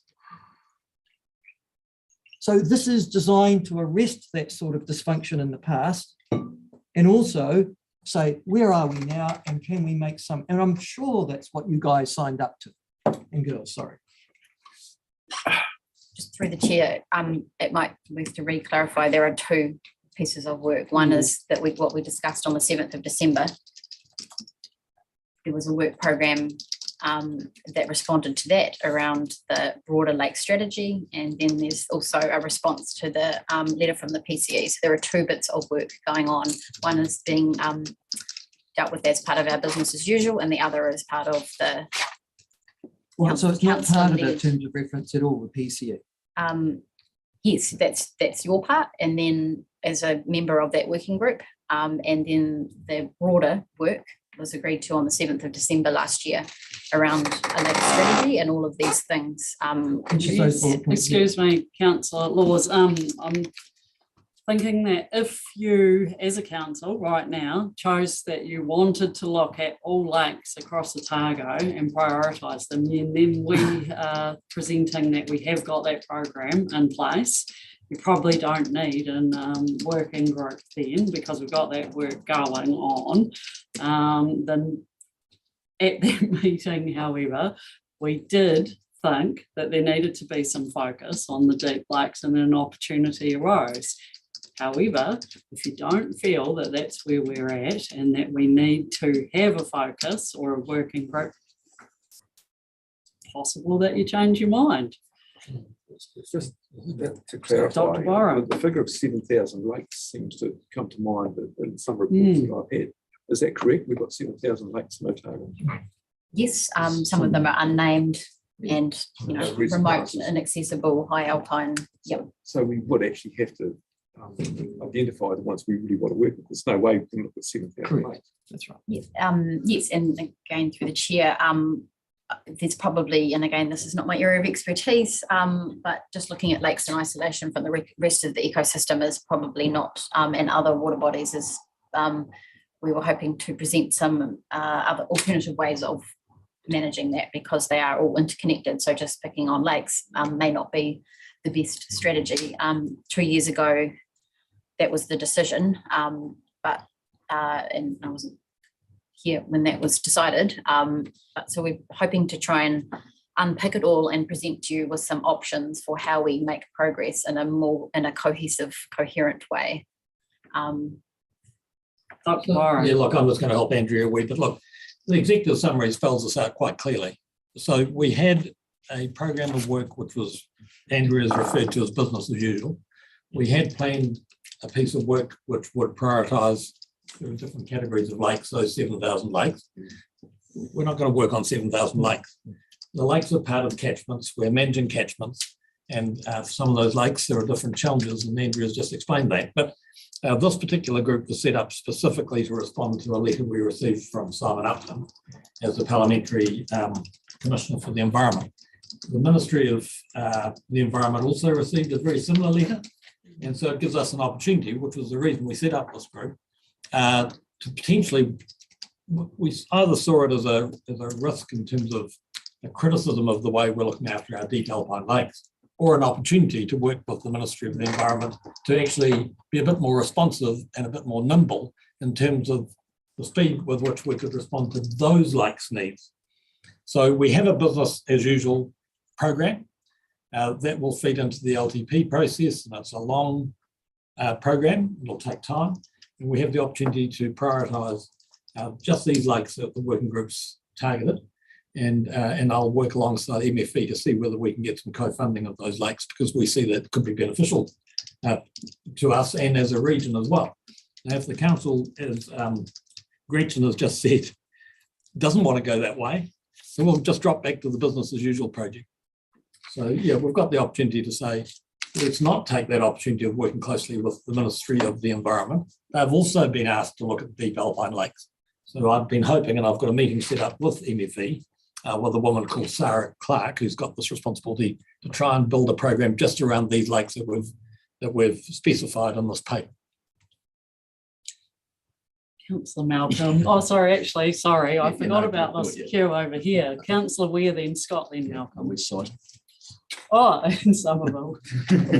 The first one to highlight that it isn't the point that Alexa was making about the making sure those other work streams are integrated seems to be in the terms of reference here. Yeah, with it is, the I think. coordination of existing new work streams, and also highlight the typo in part 3. It says enhance deep these lakes. But more importantly, I think that as I understand Councillor's point, the business as usual approach for the rest of the 7,000 lakes in the region isn't good enough currently. Great. I totally agree, but I do think that it is somewhat of a separate issue, as the terms of reference here have already been decided.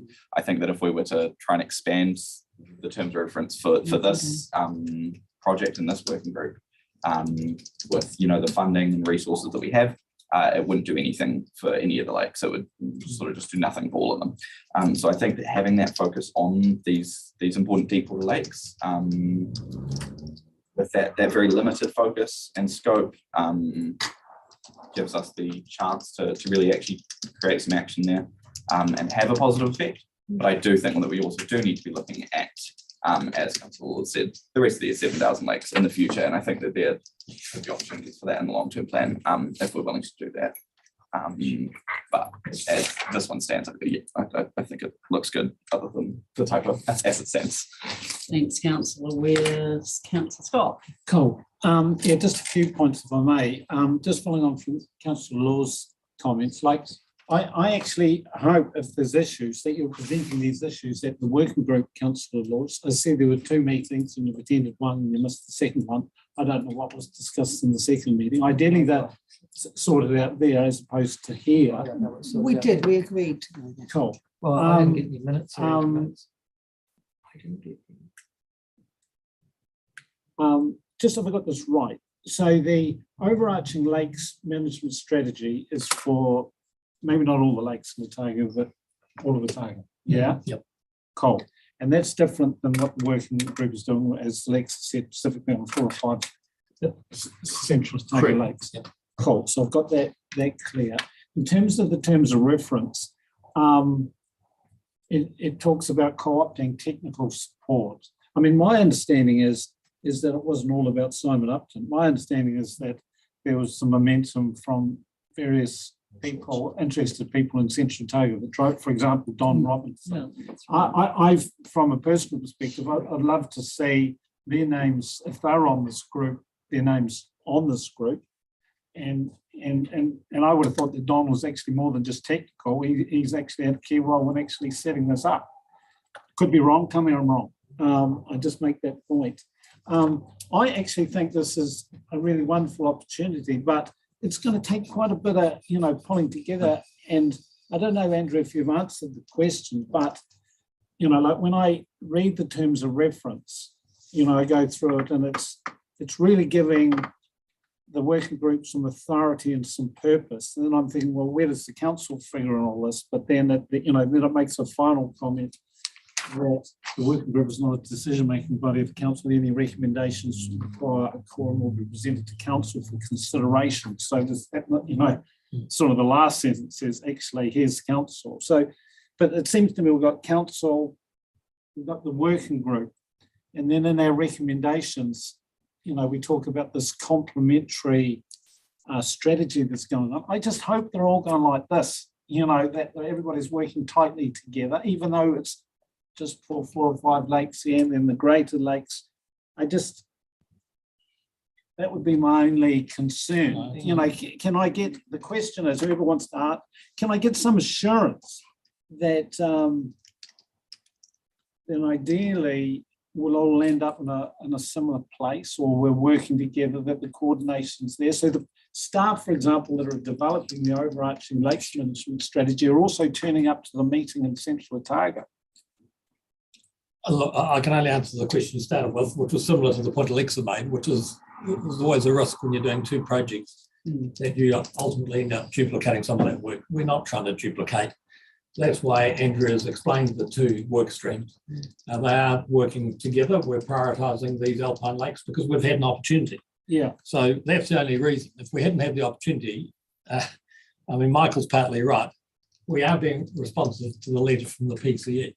And we see that as an opportunity to pull the Ministry of the Environment and help co-fund some additional work that we wouldn't have done on these particular deep alpine lakes, which are iconic, both in the region and even nationally.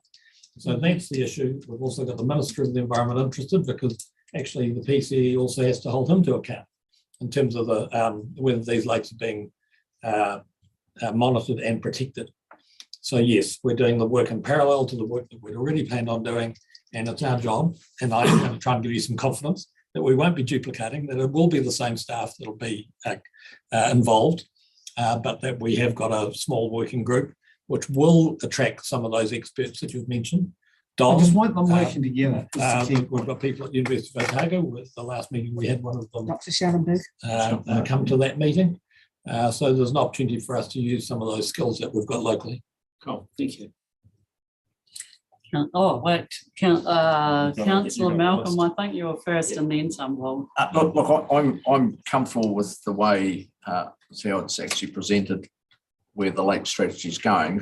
My only concern would be that with our long-term plan coming, that we actually do get the information available to start doing that prioritisation and understanding of some of the possible costs involved of, if we do find that it is Waihola that actually is that tipping point and we need to put money into there, or if we've got to do both and there's external funding available, or possibly we could tap into that, we actually do have that, as much of that full picture as possible. And that would be because what I don't want to do is prioritise something that in fact we should have been prioritising something in greater danger or whatever. Yeah, so that's I'm happy with what's proposed, but it's just getting that timing available to us. Yes, June. Councillor Summerall. Look, there's reference in this paper to both an Otago Lakes strategic plan and the lakes management strategy. Those are different things. I haven't quite worked out how they fit together. Could you elucidate on that one? Sure, through the chair. So an Otago Lakes management review was undertaken for the council at the end of last year. As I understand it, this council a couple of years ago brought a strategic plan into two, 3 or 4 components. The first being, do we need a strategy? And so the Otago Lakes management review was the input into answering the question, do we need a strategy? The second part was to scope what the strategy looked like. I can only imagine that it was broken out over 2 years to also allow things like the land and water plan, the integrated catchment management approach to be more embedded, because a number of those existing tools and levers within the organisation, the environmental implementation team with catchment advisors for best practice, all of that stuff to be underway, which would support without any additional work, better outcomes. There's a bit of a timing issue. So to answer your specific question, the review was an input to say, do we need a broader strategy? The consultants who did the review said, yes, of course you needed a strategy. So the next, in terms of what was agreed to, was that we would scope that out. And so that's the part that we're doing now that we'll bring back before the 1st of June, but we want to add some depth to that. And that depth may be that there's some alternative ways of viewing something for you to consider, as well as addressing the recommendations. So that's where the two, and ultimately phase 3 would actually be to develop a strategy. So Anita will definitely be able to comment better than me around the existing data, but we have that information at the moment. The key, I'd imagine the complexity will be how you choose to prioritise that, because you can cut and dice things and prioritise them many, many ways. So that's the part where it may take some time in terms of the LTP. Obviously, you can determine how ambitious you would like to be and set aside money. You don't actually have to, on day one, know what that money is going to be exactly spent on doing. But if you want to have a much greater role in either enabling others or directly implementing those mitigation strategies, you can go from $1 to $100 million probably. And so the complexity will be how you determine what is priority 1 and what is priority 100. And we've obviously got Lake Hayes, Waifakaata as a bit of a test case in terms of doing that work with the community, coming up with a range of options, and now in its implementation phase as well. So that's, and a few other smaller projects that we can draw upon to help us work out what to do and when to do and which role ORC should have in that. So the proposed, should we write it, lakes management strategy is foreseen as encompassing all the lakes of Otago.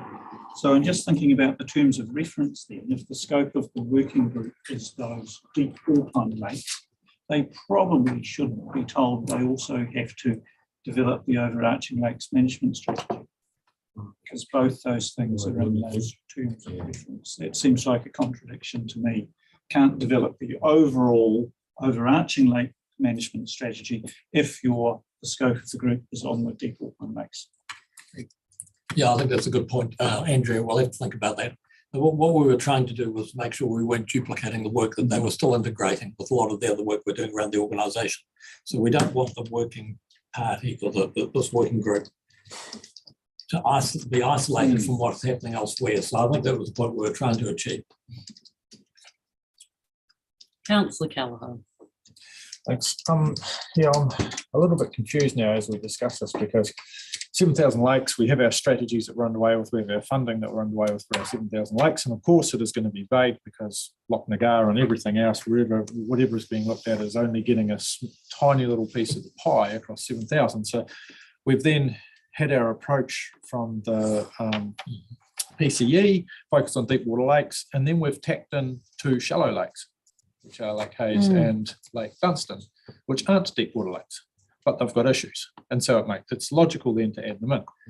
But then is that diminishing, because we're talking 100K over 2 years, each year? Do we get what we intended to get across those deep water lakes for 100K, and then by tacking in lakes with issues that actually probably need their own 100K each to get a reasonable outcome, are we then just a further step of diminishment like we would have with the 7,000 lakes across what we were originally doing? I suppose that's just my point, but either way, we could go on about that forever. What surprised me with the terms of reference was the vagueness around the technical input, because this will always need technical advice, and I assume that the, of course, strong technical advice we will source within the staff, and we have sitting within the team, but also the involvement of Professor Mark Schellenberg, invited, will continue to seek advice. How do we formulate that, and should Mark Schellenberg be a signed up member of that group? And that technical, where do we get the external technical that will actually make this useful? That's my question. I'm happy to have a go at answering that. Look, at the end of the day, we brought you these terms of reference because this was what was discussed by the members of the group. And initially we did think, should we just stick with the 3 alpine lakes, or should we go for the additional lakes? And you just brought that up and we chose the additional ones. All of this can be changed by you, I can promise you. And secondly, the support we might get from Mark Schellenberg or Don Robertson or anyone else that we choose to put on that technical group. We haven't decided how that'll work yet. So that's still one of the pieces of work going forward, and some of this will cost money, and we'll have to determine a budget. I don't think we've determined a budget yet either, by the way. So partly also because we're trying to do this in partnership with the Ministry of the Environment. So that's why I'm having a meeting on the 13th of April, specifically with that in mind. So we're getting a steer from you now. Do you want to prioritise these lakes? If you do, then please tell me, then I'll go and have that meeting with MFE. If you don't, if you want to stick with the original work program, which is 7,000 lakes, some of which will be prioritised, but some of them might be a tipping point, then we'll just carry on with the usual piece of work. But this is an opportunity for us to focus on some lakes. We're doing this primarily because it was brought up by the PCE. I'm not denying that. Councillor Laws, are you on next? It's just that I understand you saying that, Pim, but 3 years ago at Queenstown, we decided to do the scoping work on the lake strategy for Otago. We put the money in, we've got it done, it's come back, and it said we've got a problem. Yep. And now we can either ignore that, which would be a dereliction of responsibility, or we can actually respond to the issues that have been identified. And that was my understanding about the working party. No, that was my, then in the midst of that report coming back, if you remember rightly, along arrives Simon Upton's letter. Yep. And they sort of arrive at roughly the same time. And we went, oh, aren't we smart? We've commissioned this report. We've got it now. We've now got the letter from the minister. We can tell the minister, we're on to this. PCE, yeah, the PCE. Yeah. That's right. Now, I've got no problem with you. In fact, I applaud your initiative on meeting the Ministry for Environment and seeing if you can get some funding to do something for these lakes. What something is interesting, but you're going into a discussion. Excellent initiative, applaud you. In the meantime, we've still got this report saying we need a lake strategy. We need to look, our lakes have deteriorated across the region, and we need to intervene to a greater or lesser degree. But we don't know how much we're going to intervene at the moment, which is sort of the job of the working party to make those, not to determine that, but to in actual fact say, how can we go about addressing these issues? So my idea of the working party is coming back and saying, here's a way forward. This is how we think this could work. And then all of the council gets involved and it puts its things in and says, right, off we go. Action plan number 1, bang, bang, bang, bang. And here's the funding running through our long-term plan, our annual plans as a consequence. Have I got that wrong? Yes, so I think everything you've described is accurate, except that wasn't the purpose of the working party. The working party and the purpose, even in the terms of references, only the lakes that we've named. So yes, I'm totally agreeing with you that we are working on a lake strategy, looking at those categories of lakes that fit into those 7,000 lakes, and that the council will ultimately determine where the priorities lie and how we're going to improve those lakes. The ones that are particularly ones at tipping point, as you've indicated. And we need to ensure that we're doing that through the various work streams we've got happening already with integrated catchment management planning. Some of that might do some of the work, or some of the other work that we're doing around environmental implementation generally. So I just think that somehow we've mixed up the job that we're trying to do as business as usual, which is extremely important and which we're still on track with, and where I support everything you've just said, Michael, with this opportunity, which I thought this working party was addressing, which was just the Alpine Lakes. Okay. Yep. Councillor, who have I got? No, sorry, reminding. Thanks, Madam Chair. My question's completely off that particular discussion, but what I can recall, ECAN went through a similar process for their high country lakes 2 or 3 years ago, and I just wondered whether we can tap into any learnings from them regarding prioritisation and actions and stuff like that. So just want to mention that. So again, sorry, just to answer that too. Again, the working group did discuss in the 2 meetings we had, I can't remember which one, whether we should work with the neighbouring regions that have got Alpine Lake. And in the end, we thought, well, actually, maybe we should just focus on Otago, because that's what we've been tasked to do by the PCE. I think he did sort of use Lake Wanaka as an initial lake of concern. And then we thought, well, let's focus on our own lakes. Maybe we're being a wee bit selfish, but also we've got some expertise in Otago that can help with that. No, my issue is just around, can we learn something from those other investigations that means that we don't need to reinvest? Councillor Noon will think about that. Yeah. Councillor Forbes. Okay, I just I want us to get this refined down and to know absolutely where we're going. And I take on board your point, Gary, about that. And I don't know that we actually discussed about those shallow lakes at the meeting, but I do remember a discussion around the importance of headwaters and working our way down through the catchments. And that's probably why they come in there. But I think we really need to make sure that we can focus on the top, at the top, to take advantage of the PCE's ability to provide us some extra funds, and also to do the work that we already know has to be done. And the wider work, which is all the lakes, 7,000 of them, and my shoulders are just going down just thinking about that, but we really do have to start doing that too, but that's a separate piece. This piece is about those lakes at the top of the headwaters, and it's possibly a better description than just the deep lakes, but maybe it's not, and maybe it's good to stick with these, or maybe we leave Dunstan and Waifakata out of it, Lake's out of it. I don't know, but we probably need to come to that decision and focus on that and figure out exactly how we're doing it. Also, my second piece is around how we bring in, I know it says that we can co-opt technical info, but also in my head is Dr. Mark Schellenberg with his application to our long-term plan and getting nothing. And are we now trying to use his expertise for free, or are we prepared to pay him? I don't see anything that gives us how we co-opt that. So my answer is, look, the reason we didn't want to have Dr. Mark Schellenberg as a committee member, as a working party member, was because we might want to employ him to do some work for us. So he'll have a conflict as soon as we put him on the group. So, but he did come and talk to us. Yeah. So my view is these are the sort of conversations I might have with the MFE. How much budget might we suggest if we're doing matching funding or some other model, and that I can bring back to you to think about as whether it's a worthy investment or not.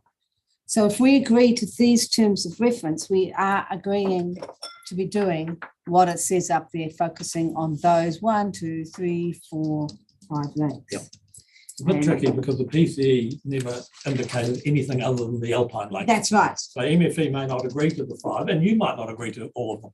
And you might just want to focus on the 3.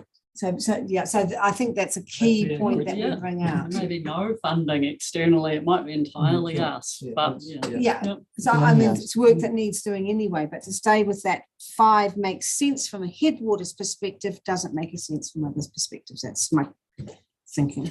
All right, Councillor Forbes, you're done. Councillor Malcolm. Oh, yeah, look, and just in relation to Councillor Forbes' conversation there was, if you look at our recommendations, which is to approve the terms of reference of working group, which has those 5 lakes in it. But it also is to note that the other business as usual work that we're actually doing at the moment for the overarching lakes management strategy. So which gives me comfort that all that stuff is actually happening. It's just a matter of bringing it together for that long-term plan. So I'm happy to move. I'm happy to move all 3. Thanks, Councillor Malcolm. Is someone happy to second? Councillor Forbes, you'd like to debate? Yep. About the terms of reference. As I said before, I think it would, because we're wanting this working group to focus on those prospective lakes, I think it's confusing to have in there that they are also to be developing an overarching lakes management strategy. So I think that should be taken out. Well, it should stay actually, but I mean, you're right, it is confusing. It is. Yeah, so I think I've all said to Andrea, we need to think about that, Andrea, because what we were trying to do was not duplicate and not do it without having an awareness of the business as usual work. But we don't necessarily need to give the working party the responsibility. We can give the whole of council that responsibility. Councillor McCall. Yeah, thank you, Chair. I've got a bit of paint on this one. Most of my questions have been covered, which is really good. But just, I said that this new lakes, just tell me if I've got it wrong. Well, I see the new lakes working group. Well, basically I've got the Otago Lake strategy will inform the strategic plan, which is our business as usual work. And as I read it, the Otago Lakes Management Group, which is this group, will also feed into the strategic plan. It's just giving emphasis on the Deepwater Lakes. It's still part of the overarching strategy.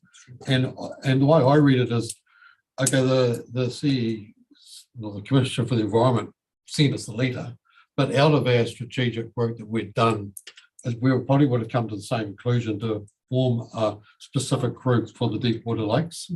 So, is that the way it works? So that will feed into like the overall strategic I can answer plan? that. You're right. One will feed into the other. In the end, the work that we might do on these 5 lakes will feed into the overall strategy. So it's a sort of a chicken and egg thing. I think also your other comment is right too, that we're categorising the lakes, and some of those deep water lakes were categorised as a particular type of lake. So we give them so we probably might have got there anyway if we'd chosen to prioritise those. Yeah. And my only other, I've got a couple of other comments here. I was sort of surprised. I thought we were going to get represented, like we've got the representatives from here. I thought we were going to get representatives from externally as well, like from Queenstown Lakes or some other people to go on the committee. So, but I assume that the group, but at the end of the day, what our group is just now is just ourselves. I assume that we're going to be using outside people in the process of coming to some actions or whatever, some recommendations. So again, my view is this is no different from any of the work we're doing, even in the integrated catchment planning work. We try to engage with the community in a constructive way where they are contributing and working with us. But remember, at the moment, we've just got this tight membership because we're also trying to partner with MFE. And then once we've determined whether we've got a budget and whether we're prioritising and what the work program might look like and whether we can afford some external support from some of those technical experts, then presumably we'd get alongside the types like Wide Wanaka and say, yeah. But by the way, Wide Wanaka welcomed our response to the letter from the PCE. So did the Friends of Yep. So that's good. Like sorry, the Friends of Lake Harvey. So we had those two external groups that might have actually set this off in the first place by sending their concerns to the PCE, but at the end of the day, they welcomed our response. I sort of said that we're doing it because it's best for us to do it, as opposed to responding to the commissioner. And my other comment does it just says we've got meeting frequency monthly, which seems like a whole lot of meetings to me. But if that's what you think you need, that's what you think you need.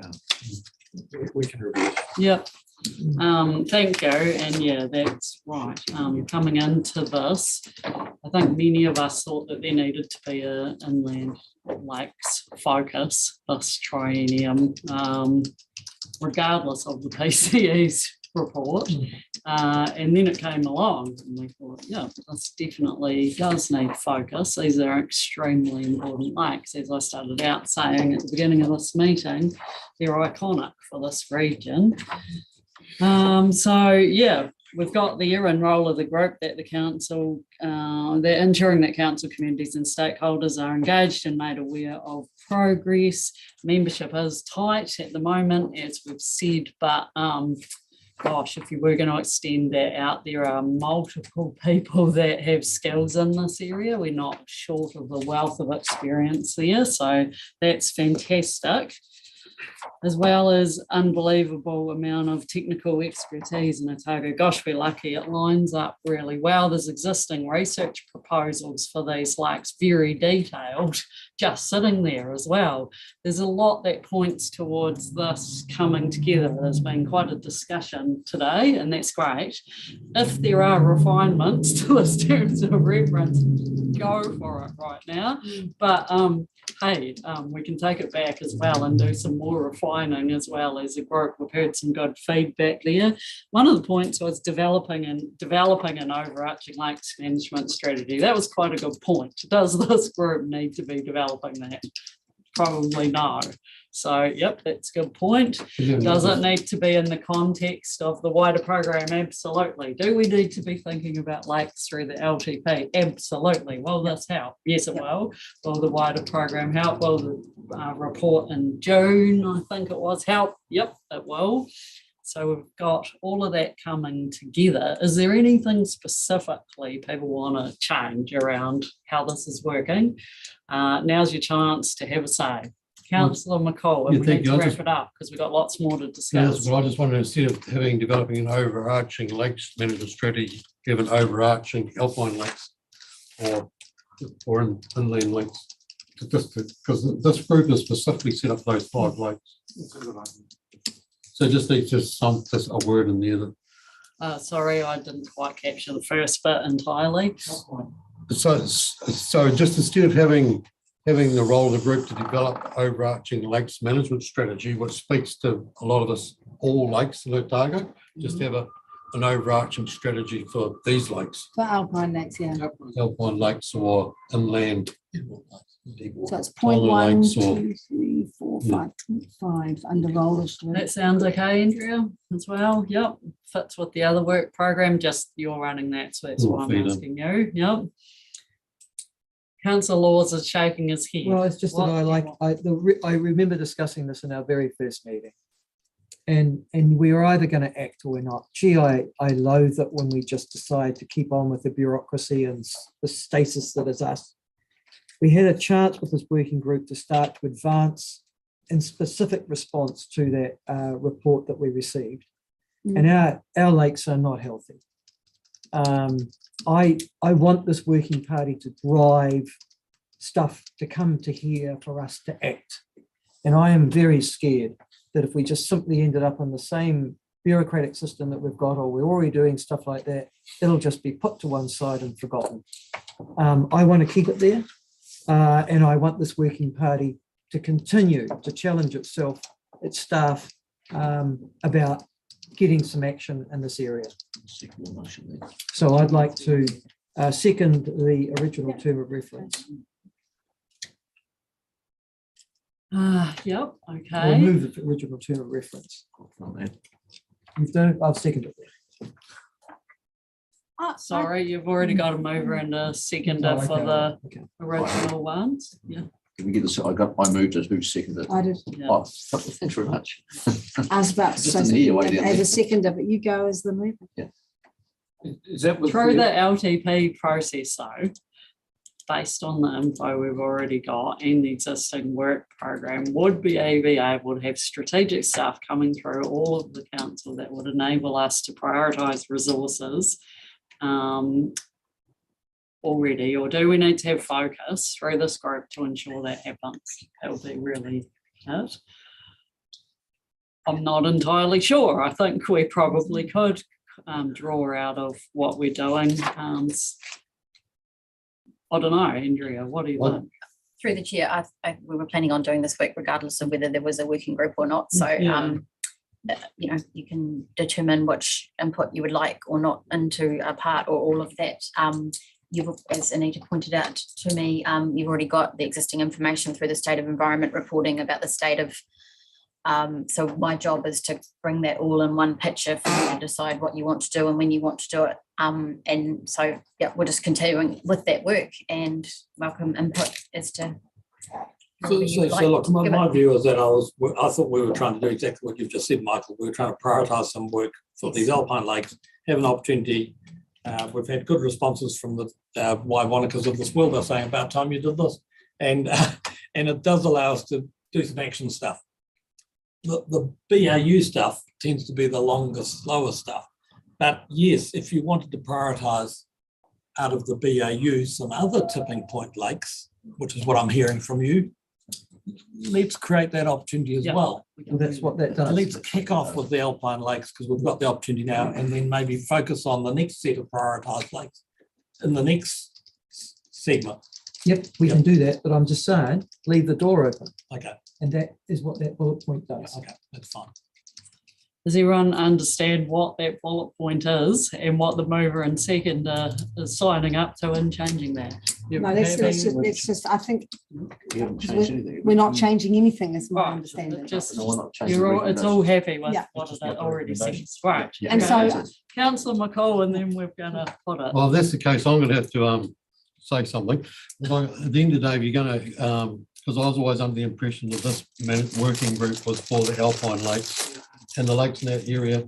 If you're going to widen it to the lakes of all of Otago, we're going to have to look at the makeup of our membership rather than just being like Central Otago centric. We're going to have to have representation from across the whole area. And we're going to have to actually look at the terms of reference completely different to what we've got now. So I think the intention of this group was for the Central Otago alpine lakes, be they 3 or be they 5, it doesn't matter. That's what, and need to go there to look at specific stuff to protect and enhance those lakes.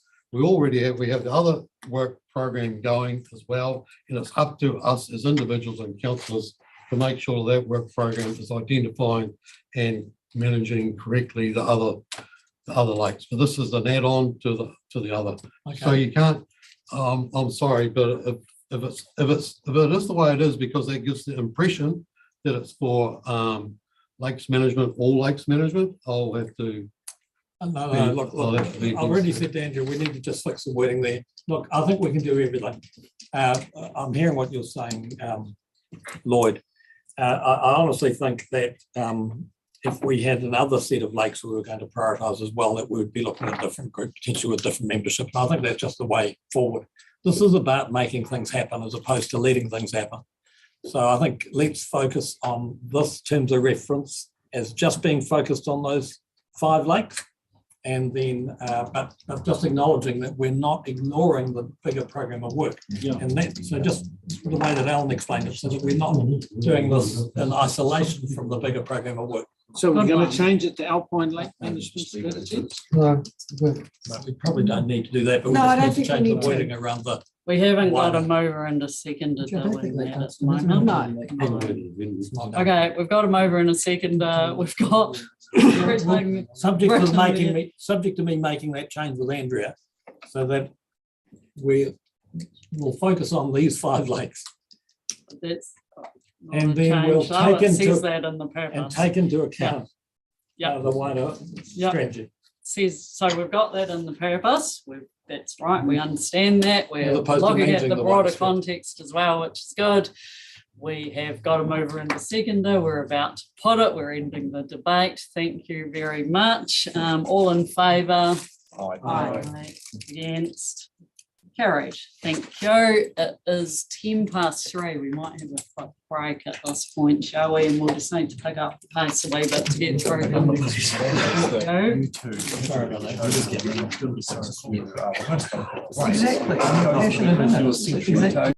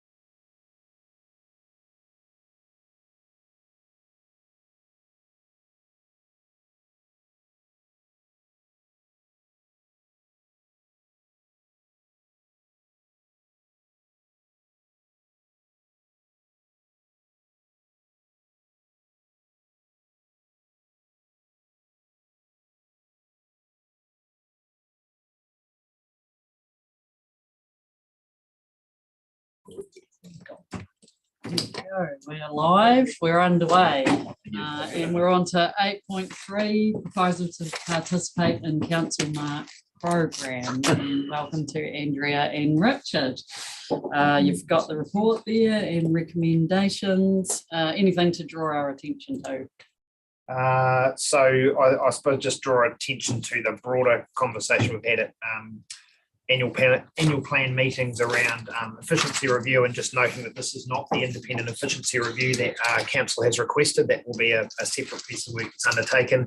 This we see as an opportunity following a period of sustained and quick growth for this organisation to benchmark her activities against other local government organisations in a way that is done across a number of councils in New Zealand, including a number of regional councils, which will just give us a good steer in some areas and sit well alongside that efficiency review and the cultural review that was discussed at the recent Manata Mana meeting, and gives us a good foundation as we move into long-term plan to, I guess, help councillors focus their attention, and councillors and staff to focus their attention on specific areas. So we see it as a good and a cost-effective and a proven way of providing some benchmarking material for ORC, and the timing's good for myself coming in as a new CE, and also for the council moving into a long-term plan process. So that's the reason for it. Information in the paper, some good information online for those of you that have had the chance to go through this, and I'm happy to take questions. Thank you. I had Councillor Malcolm then Laws. I was just going to move that. Oh, okay. Just we'll have some questions, and then thanks for signalling that. Yeah. Just 22 financial considerations. Will 18,500 to $26,000, will that be absorbed in the existing budgets? Thank you. You're moving. Yep.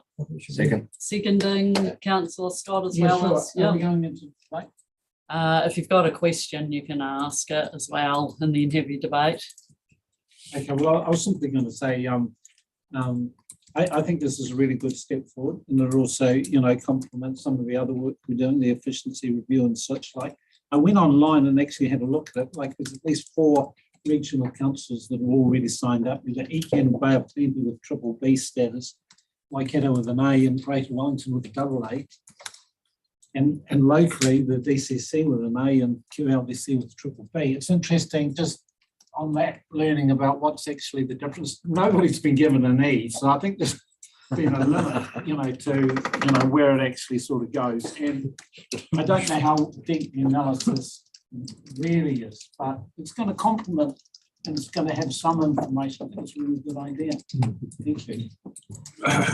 Who was next? Anyone else wanting to speak on this? Councillor Weir.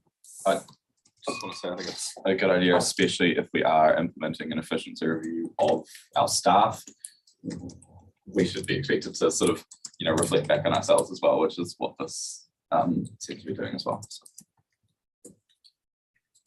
I think when I was at Marsden District, we did one of these, and we were in the inaugural year. Actually, it might have been 2017 or 2018. So it has taken us a few years to catch up, I might say, because it has been around for quite some time. But I think we got a BBB as well. I think some of it's comparative to other councils, but some of it's also an opportunity to improve over time. So, there's nothing wrong with having a BBB and then working on those improvements. It's a good opportunity for us. Got to move her into second then. No other comments. All in favour? Aye. Against? Carried. Thank you. Thank you very much. Great initiative. Paper number 4, which is the Queenstown Lakes FDS. Actually, paper 5. But anyway.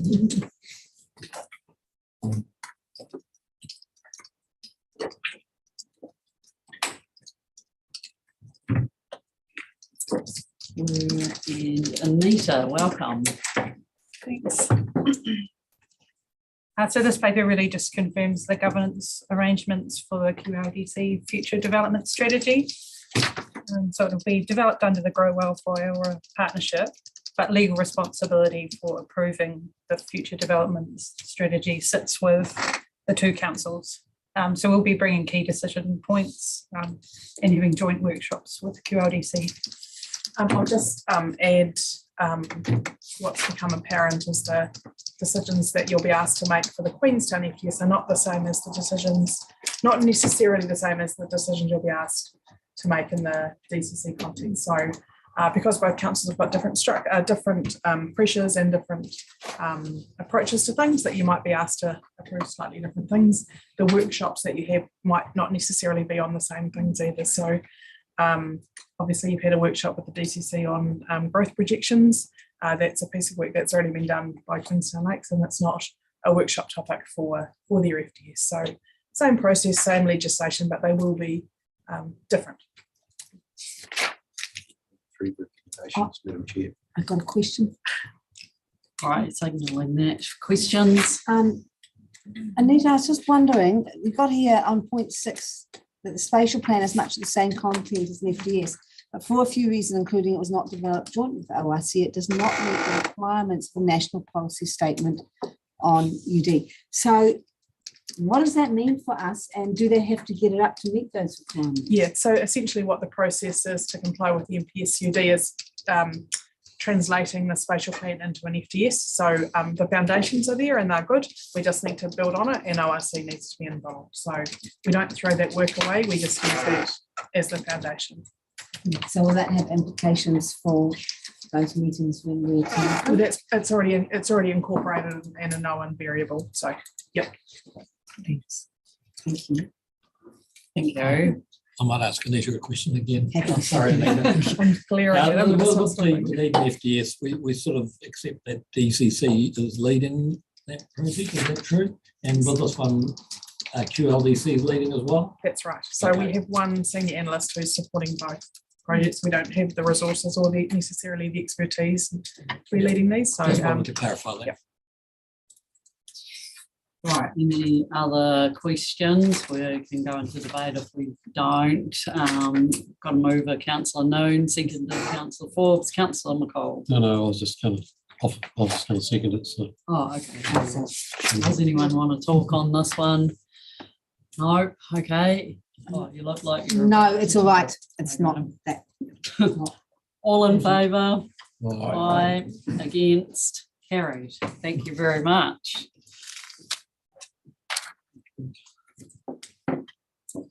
Paper number 8.5, which is appointed member remuneration. I think this is Amanda Young. Welcome, Amanda. This one, Amanda can correct me if I am wrong, but there is that recommendation 2 there that we would agree a mechanism for remuneration. So this gives us some scope to shape something up today. And there's paragraph 11 there where there's a recommendation essentially. But yeah, if I'm wrong on that or what it's intended to say, then let me know, or any other matters that we need to be aware of in discussing this one. Yes, that's correct. The remuneration for external members appointed to committees has come to council in previous, since we've had particularly the iwi reps on committees, but we've included the audit and risk external appointed member remuneration in this paper as well. Yep. Okay, thank you. Any questions then? Councillor Mepham. Can I just ask what the status quo is at the moment, the current situation with this? Yes, so currently in terms of what we're paying, well, I guess we haven't actually had any payments to committee external members this trinium. So the situation last trinium. Yeah, last trinium. Yes, the audit and risk hasn't met since it's meeting tomorrow. But last trinium. trinium, the iwi representatives were paid 20% of the member rate, and the external member to audit and risk was paid at the meeting rate. Councillor Laws. How many meetings, if I'm going to number 11 on the thing, how many, sorry. we will, in the confidential section, I hope not confidential section, be talking about the 3 appointments to the council committees. But I'm assuming that those are the appointments we're talking about that are covered by this year. How many meetings does this cover over a year? Well, if we look back to the last financial year, so for strategy, which was strategy and planning, so it's a slightly different committee, but there were 6 committee meetings and 14 workshops that the iwi representatives were invited to, and for audit and risk it was 5 meetings. Now you're right, it is different. I've looked ahead, I think it's only 4 meetings or 5 meetings for the rest of the year for some of these committees. Yes, although I'd note the Science and Policy Committee is as required, and with the Land and Water Regional Plan coming on board in a big way from a decision-making perspective, it's likely that committee will meet more than what is currently scheduled, is the advice we've had. I'm just wondering out loud whether it wouldn't be better policy to pay a per meeting fee rather than a salary. You could look at it as being an unequal salary, because if it gets to $17,000, for example, and you've only got to go to 5 meetings, that seems disproportionately large. But the meetings times that you put in, and given these are extra political meetings, extra political meetings, you pay a meeting fee for meetings and workshops. And that means that you get a proper recognition. You come, you get paid. Yeah. Now I know we're not paid like that, but then we're here through different circumstances.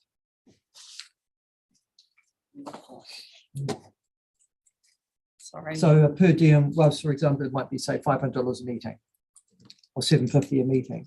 If you work as a consultant, for example, in the public or private sector, you're paid usually by the day. I'm just pointing out that maybe recommendation 3 then around land and water governance group might be treated similarly then, perhaps. Yeah, because some of them are going to be working, or these iwi appointments, a lot more than others. And yet they're roughly going to be paid the same amount of money, and it just seems ridiculous to me. So the amount of time that you put into the work, you get paid for that.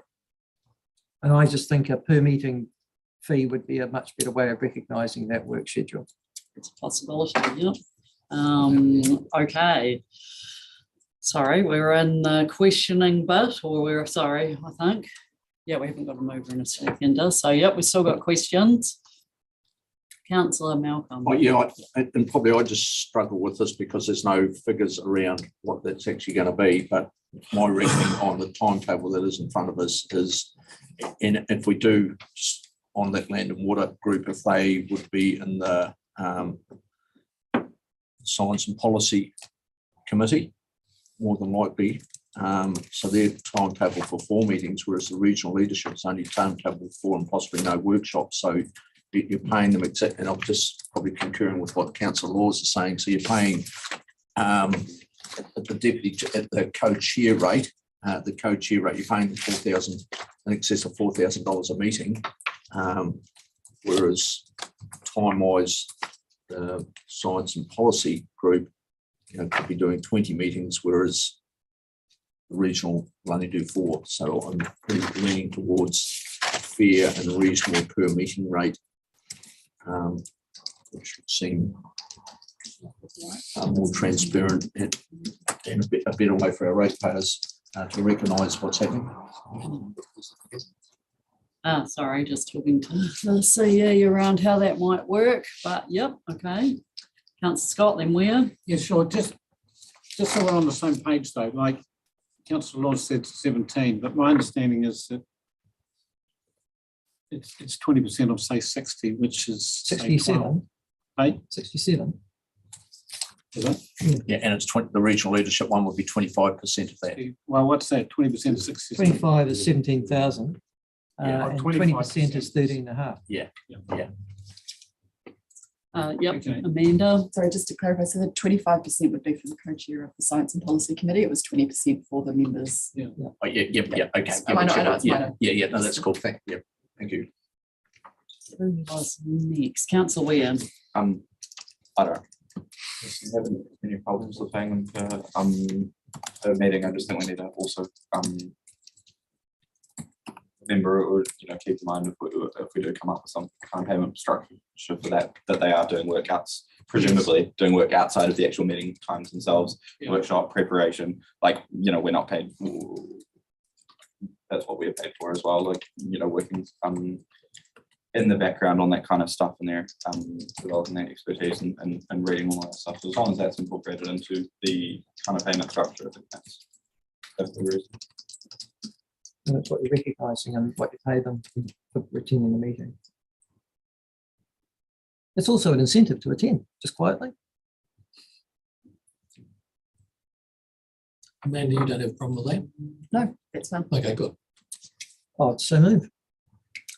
Okay, we just need to consider this though. So it's a fair and reasonable amount determined by the CE, which is similar to it says operationalised by the chief executive, but we're all on the same page that that's what that means. We could change the word, create recommendations, because 2 and 3 are kind of the same then, I think.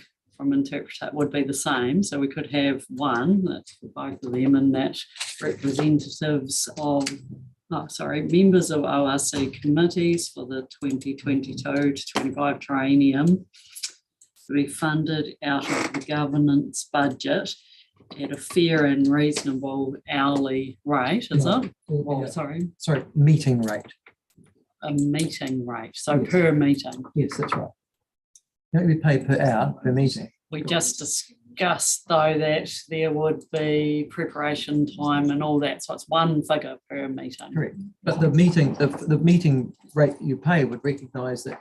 Let's hope you've read the papers beforehand, although it's not mandatory. As well.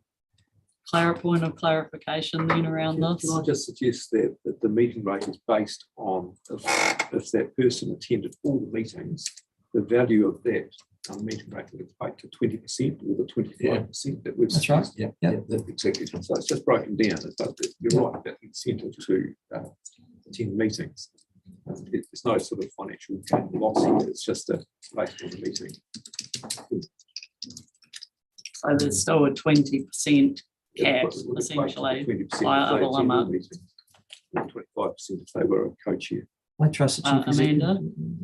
I was just about to say, so in terms of the resolution, you could say agrees in per meeting mechanism for remunerating external members to ORC committees, which then gives that same discretion, not discretion, but it gives that fair and reasonable operationalising it to chief executive and is within the policy guidance from this table, which is that it should be per meeting.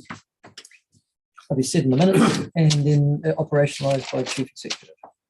Yeah, I'm just sorry, Councillor McCall, we're just sorting out what the recommendations. Can I suggest that? Has put in. Sure. Notes this report 1, 2 approves remuneration for external appointments to be funded out of the LW. Approves remuneration to be funded at a per meeting allowance.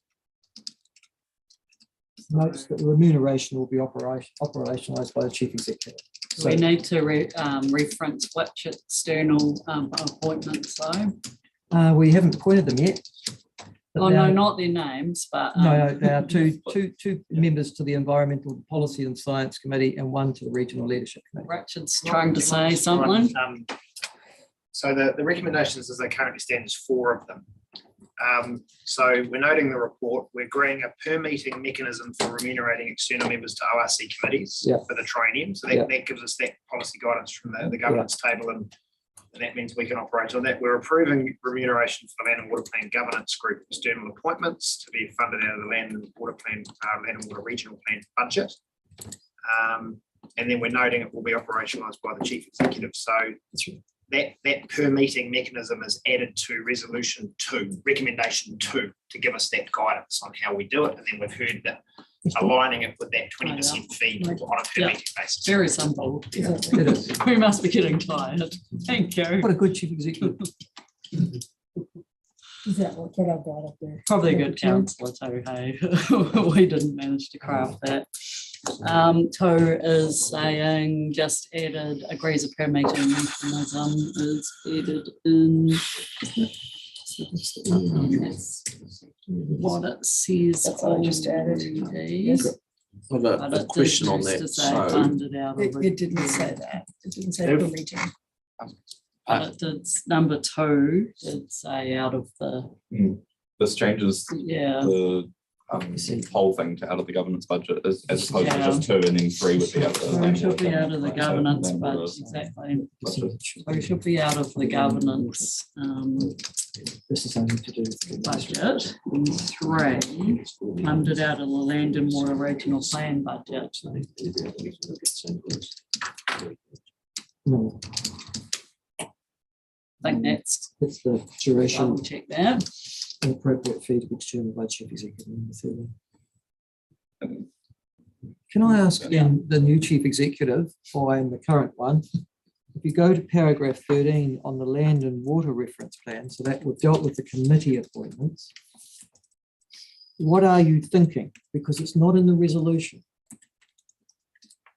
So if we go still per meeting, which is the sort of philosophical underpinning that we've agreed to in the previous there, what are you thinking in terms of how many meetings are there going to be for the land and water plan? So I can try and help a wee bit. Amanda, maybe you can help me. Last training, we weren't remunerating people at all. That doesn't seem fair because they're attending a lot of meetings. Fair enough. My expectation is not that the meeting fee for Land and Water Regional Plan Governance Group would be as high as for a committee meeting, because I think there's a hierarchy there, would be my view. So again, you're going to leave it to me to make a decision around what a meeting fee ought to look like.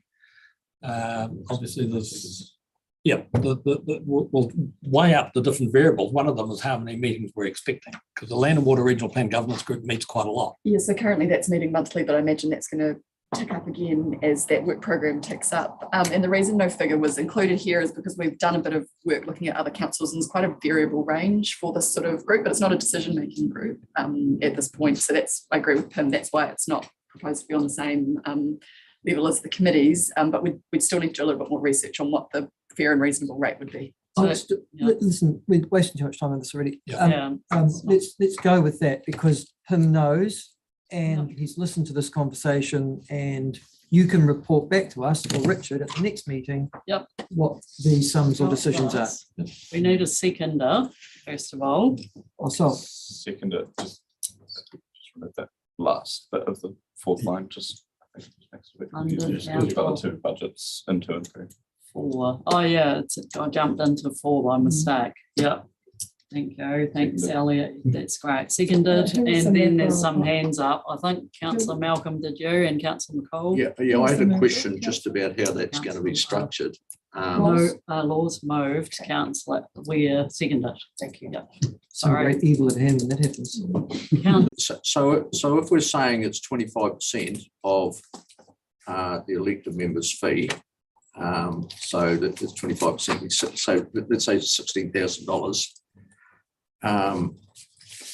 And if there's only 4 meetings, are we just dividing that by 4 and that's giving them 4,000? No. Cool. No, that's right. You know, I'm just. No, but seriously, I will look at a fair rate per meeting. Yeah. I don't think you should give me a maximum of $16,000. I think you're going to get me telling you what. I'm happy to report back what we've come to. So you're holding me to account in terms of being reasonable and not ridiculous. But the challenge is that we might have a committee member who also comes to all the governance group, Land and Water Regional Governance Group meeting. So it comes a point where it might end up being more than 16,000. Now, equally, for the majority of people, it'll be less than 16,000 if they're only coming to 4 meetings a year. That we might agree on $1,000 a meeting. That might be fine. So I'm not doubting your service, just more to 20%. ensure that we have the same understanding. Thank you. It could possibly occur that somebody might end up getting more than the 16. So what I'm listening to is that you are using the 20 or 25% as a guide, but in the end, I will agree a fair meeting rate. Wow. Councillor McCall. No, I just agree with everything that was said. You have to be really careful at a set meeting rate because you know, you may have done all the work and had all the contribution, but you couldn't physically attend the meeting, et cetera, et cetera. So there's stuff going on behind the scenes. So I'd like to see it at the discretion of the CE and based around pretty much what you were saying, based on the 25 or 20% at the discretion of the CE. Well, look, I'm going to go for a per meeting rate because that's what I'm hearing from the majority of councillors, but I am prepared to accept, Lloyd, that if there was a case where somebody couldn't make a meeting for some circumstance that they were not in control of, that maybe the CEO would choose to just make the usual payment. Yep. And I take it that Zoom attendance is still satisfactory. Where it's allowed. Yep. Good one. Okay, then no other.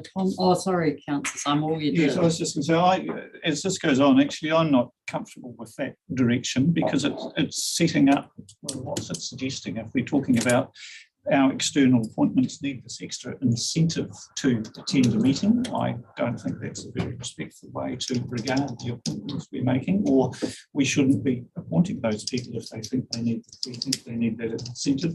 And of course, it's different for councillors because if we miss a meeting, we are not going to miss out on our remuneration too. So I initially thought that's fine, but as this has gone on, I'm not actually comfortable with that direction. Okay, yes, we've got a mover and a seconder. Thank you. I'm just looking that over in my head. Yep. Sorry. See the motion. Oh, okay. Oh, you want me to put it back up? Motion doesn't even say. Need the motions up. I mean, I do have a view that if you're smart enough that I could take that into account, Alan, because for the committee meeting, it's a wider governance responsibility. It doesn't mean we can't base the remuneration on a per meeting rate because that just becomes a total. Does that make sense? And so if you're also allowing me to consider the possibility that somebody might not be able to take a meeting and shouldn't be penalised, which is where I think we got to, then I think you can just leave it with me. Okay. Yeah. Thank you. Yeah, thanks everyone. We've got that mover and seconder for everything together. All in favour? Aye. Against? No. Carried. Thank you. We won't do that one again. We're on to number 7. And we're into the submissions section of the meeting. So this one's the Future for Local Government draft report, the Natural and Built Environment Bill and Spatial Planning Bill. Yep, we've got Warren there, and I think Mariana was involved as well, but we've got Anita with us. Welcome.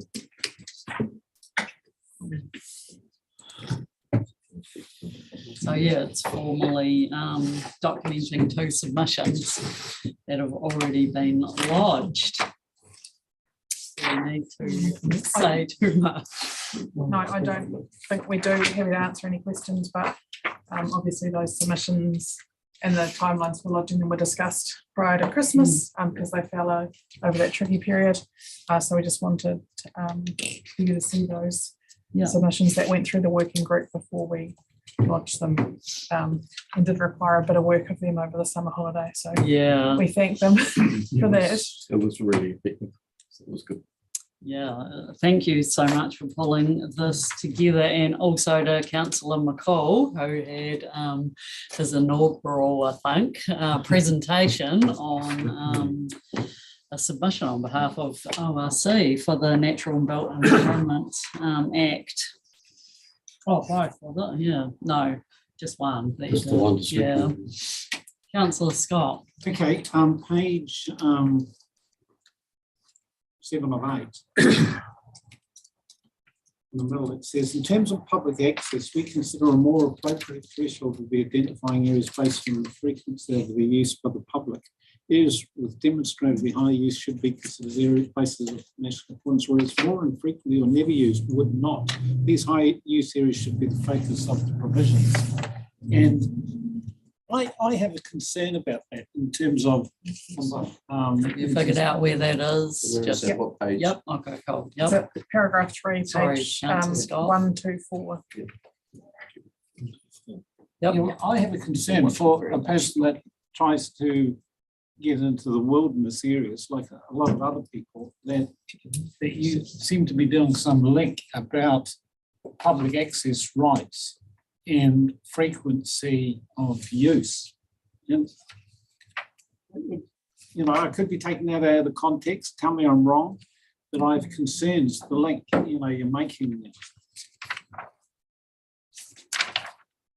I think this was the definition of this was around the definition of a place of national importance and how it was defined. And using public access as a way to define places of national Public importance. access and Not us. so The bill uses that. okay, well, the bill or whatever, but you seem to be happy that you say that high use areas should be the focus of the provisions. And I'm saying, well, We're just noting that the submissions have been launched already as well, but yeah, that's okay. I'm just making that, you know, public access is a complicated thing. Yes, absolutely. And you should have rights to basically go to these. Yeah, so this isn't about less used rights. places. This isn't about rights of access. It's just around a way of defining what is a place of national importance, and the bill used public access as a way of defining it. It doesn't prevent access to them, just a subcategory of a type of environment. But I do hear what you're saying. Okay, thanks, Councillor Scott. Anyone else got anything on these? They are there for noting. Councillor Sunwell. Yes, look, I know this has already gone, but on that same page, 124, it looks to me as those final two paragraphs are in direct contradiction. I wonder if that was just an editing error or have I interpreted it wrongly? Can you just point out? Page 124, the last two paragraphs. Yeah, wishing to speak? Yeah, no. Just the last page. It's saying that says we consider regional planning committee should give higher priority to the SREO than the SCO, and in this final paragraph it says the opposite thing. Yeah. Well, that was well spotted. Yeah, That's all I was right. trying to Yeah, no, you're right. That does appear to be in conflict. And I know that's maybe not very important for us right now, but it might be good to know what our Position actually was is. on Yep. that. Yep. We'll I'll flick an email around once we've gone backwards and let you know. Good, spot on. Well done. Which statement we give priority to if there's any conflict between the two statements. Yeah, thank you. Anyone else then? Oh, Anita's pondering that one. Happy to move. Yeah, happy to move the noting 1 and 2. Anyone happy to second? Councillor McCall. Any further comments then? No. All in favour? Aye. Against? Carried. Next one is natural hazards. I think. Yep. Again, take it as read. This was just an expansion of the way we provide information to our TAs for LIMS for natural hazard purposes. So Jean-Luc provided a lot of information on this as the manager of natural hazards, and was lodged some 6 weeks ago. Yeah. Good one. Has anyone got any questions, or are they happy to move this so we can then debate it? Yep, happy to move. Have you got a question on it? Happy to second? Sure. Got that. Second comment? Yes, you can. This is really, really important, you know, to be transparent, to share information as soon as practical provide, because there's been instances in history where that hasn't happened and it's cost people money or entities money. So, you know, if there's an issue that needs to be communicated at the earliest practical time. Jean-Luc's just joined us at the crucial moment when you're saying how important that this work is. Yeah. And yeah. Anyone else want to say anything then? No? Well, thank you, Jean-Luc. It's going to be a difficult meeting for you, but thank you for waiting for us and for the work here. It's good. Appreciate it. Yeah, really good. So we've had them over in the second, noting again, all in favour, aye, against, carried. Right. Paper 8.9, draft ORC submission on resource management infringement offences regulations. And I'm going to leave Tammy and Warren are the brains of this one, so I'll leave any questions to you. So this one isn't approving the attached draft submission as opposed to noting. Yes. Is there anything we need to be aware of? You're welcome to sort of highlight anything at this point. Yes, yeah. So this went through the working groups. I'm pretty happy the report covers it. So it's more if there's any questions on what we're recommending. No, as a that's submission. good. The working group has been put to a lot of work in the first quarter of the year. Oh, it's an amazing amount of work. This is 8.9, isn't it? 8.9 on infringement offences regulations. Yep. Councillor Scott. Happy to move. I think, is it fair to say that what we're moving is that a typical infringement notice for natural person will now be in the order of $1,500 and $3,000 for companies? Is that what we're saying? Through the chair, there's a proportional increase to the level of fine. So there's a variation depending on which section of the RMA the offence relates to. So it's not a flat 1,500 and 3,000. That was one of the options, or 2,000 and 4,000. That was option 3. So option 2. Yeah, option 2. What we're supporting is a proportional increase to the current schedule of infringement fines, with the addition of increasing two fines. So splitting the section 9, which is land use. So land use breaches for that a regional council is responsible for is increased more so than district councils, and also the breach of an abatement notice is also increased to the maximum. So I was just going to say, page 155 has the table that sets out those options against the existing fines, and option 2, so the middle 2 rather. Fourth and fifth column, option 2. Councillor Malcolm. Look, I'm really happy to support this, but look, one thing, and I've talked to the newly appointed CE about this, it would be really good to get an understanding as a councillor how of the actual costs and what goes into enforcement. It is a big part of our, well, hopefully it's not a big part, but I mean, to really get an understanding around staff time, legal costs, associated costs, and how those decisions are made. And not to, look, I'm really happy with the process that I've seen going through, but I think at some stage it'll be quite good to get an understanding of that as a workshop or as a paper to us. Richard's nodding his head furiously behind you. You can't see that, but that's a yep.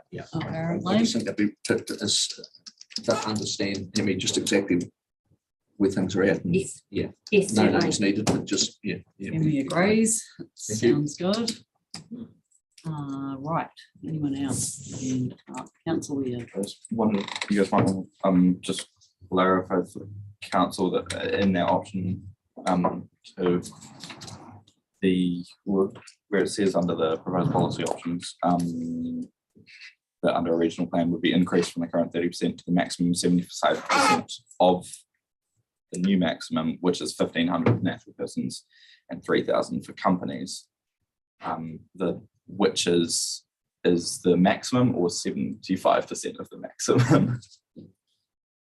Yeah, through the chair, it is confusing. So basically it's saying that the maximum infringement fine would be 4,000 for a non-natural person and 2,000.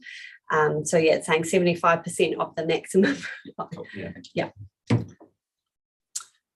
All right, everyone's clear on that and what we are approving by the sounds of it. And we do have a mover and a seconder, which is recorded. No one else is putting their hand up. I thought Councillor McCall was about to. All in favour? Aye. Against? Carried.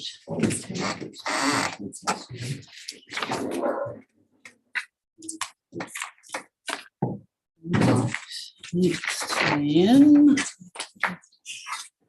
recommendations of the Finance Committee and Public and Active Transport. So somebody care to move the resolutions of the Finance Committee, 23rd of February. Yes, Councillor Malcolm, seconded Councillor Somerville, all in favour. Aye, against, carried. Recommendations of Public and Active Transport Committee, moved Councillor Forbes, seconded Councillor Noon, all in favour. Aye, against, carried. On to chairpersons and chief executives reports, which, can be taken as read. Happy to answer any questions. Happy to move. Thank you. Oh, yeah, there is a recommendation there. Yep, moved and seconded. Anyone want to discuss anything? Put it then. Oh, this is the chairperson's one first, and noting that there's the letter there attached from Minister Parker as well, which we've already noted in the meeting already. So all in favour, aye, against, carried. Chief Executive's report. No, I don't. I'll just take that as read. If there's any questions, that's fine, but I think we covered a lot of it earlier today. Just looking at that one, there's no recommendation on that one, but there will be a noting one. Yeah. I normally get a hand with that from someone like Liz or somebody, but anyway, yes, please note it. That's a small matter. Thank you. Councillor Noon, seconded. Councillor McCall, all in favour. Aye, against, carried. Right, item 11, resolution to exclude the public. I'd like to move that we do exclude the public for the reasons noted there. Are you seconding that, Councillor McCall? And debate? As you will see in the email that I sent to you, colleagues, I am opposed to all three of these issues being discussed in private. The Local Government Act obliges, as it's one of its primary principles, us to conduct our business in an open and transparent way. And we have long advocated for the values of the ORC to include honesty, openness, and transparency in the way in which we conduct ourselves. Going into confidence is, in actual fact, to have secret meetings and to make decisions away from the gaze of both the public and the media, and it inherently leads to bad decision making. It also leads to a disconnection between us, the governors, and between the governed, if you like, those that we profess to represent, in the sense that we then make decisions that they have no understanding of why we made them, what the issues were, or in many cases that we've even made a decision because not simply the debate, but also the decisions themselves are locked away in the vaults of antiquity and time, and really aren't discovered, except perhaps by Local Government Official Information Act even then. The three issues that we're discussing are, to me, a good example of that. In the first case, we're talking about appointing three mana whenua, Kai Tahu representatives to our committee.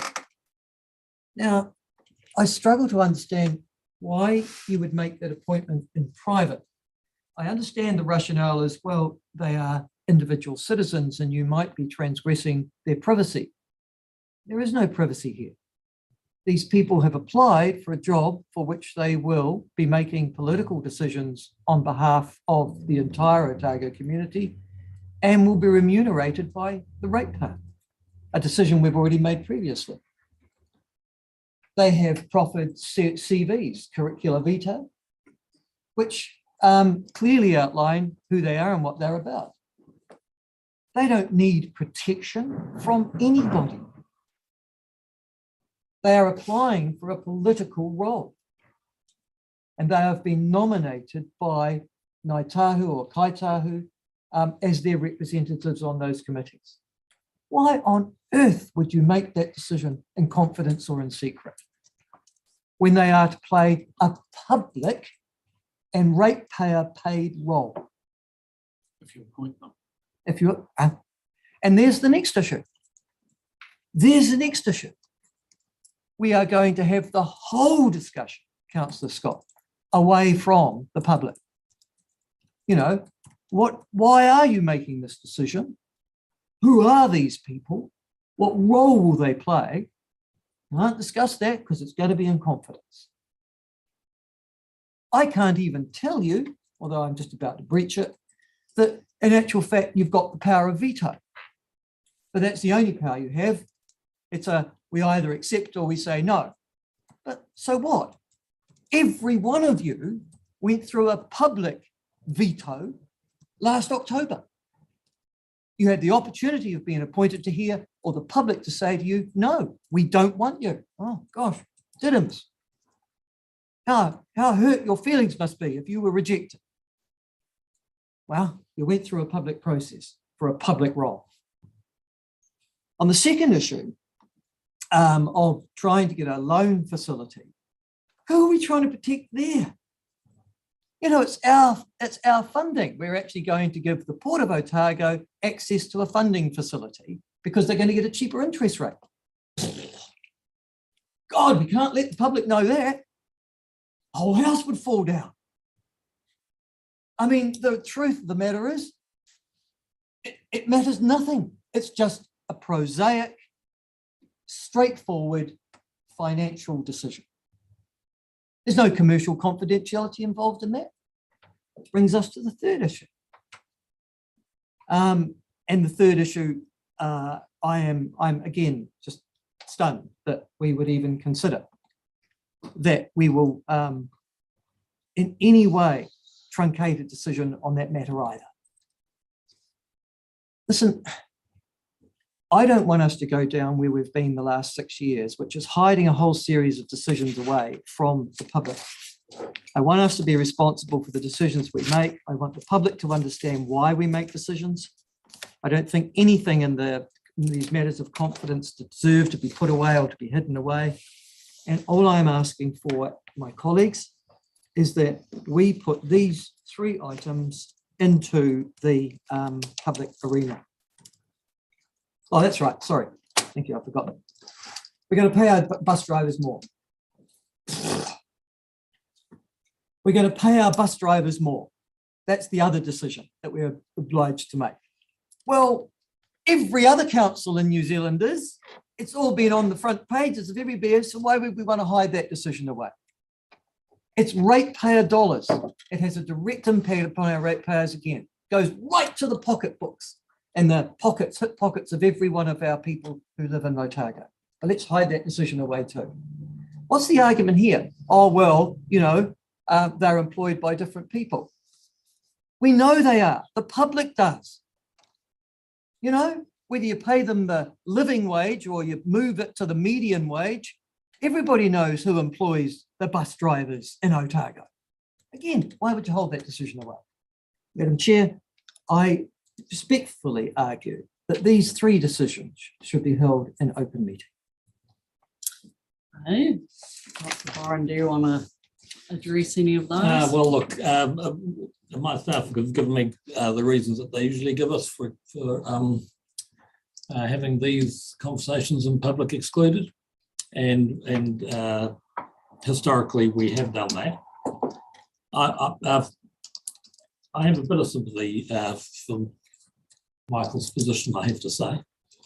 I think the iwi appointments, it would be unusual to do that in public, simply because it's not a rubber stamping, and I would have thought, unlike council members who know that that's a public process where you stand for election, I doubt that we warned these people that this could be a public process. So they've been nominated, but if we chose not to approve any one of them, that would then be in the public arena, and I think they ought to have known that that could have occurred. So I have a difficulty, and in the same way, when you appointed the independent member of audit and risk, you also chose not to do that in a publicly open meeting, because you might have chosen not to appoint that person.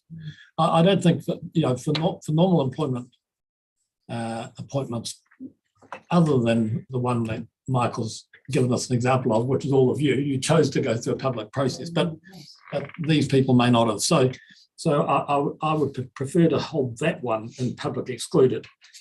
The advice I've been given on the Port Otago loan is that we've always done it in public excluded before.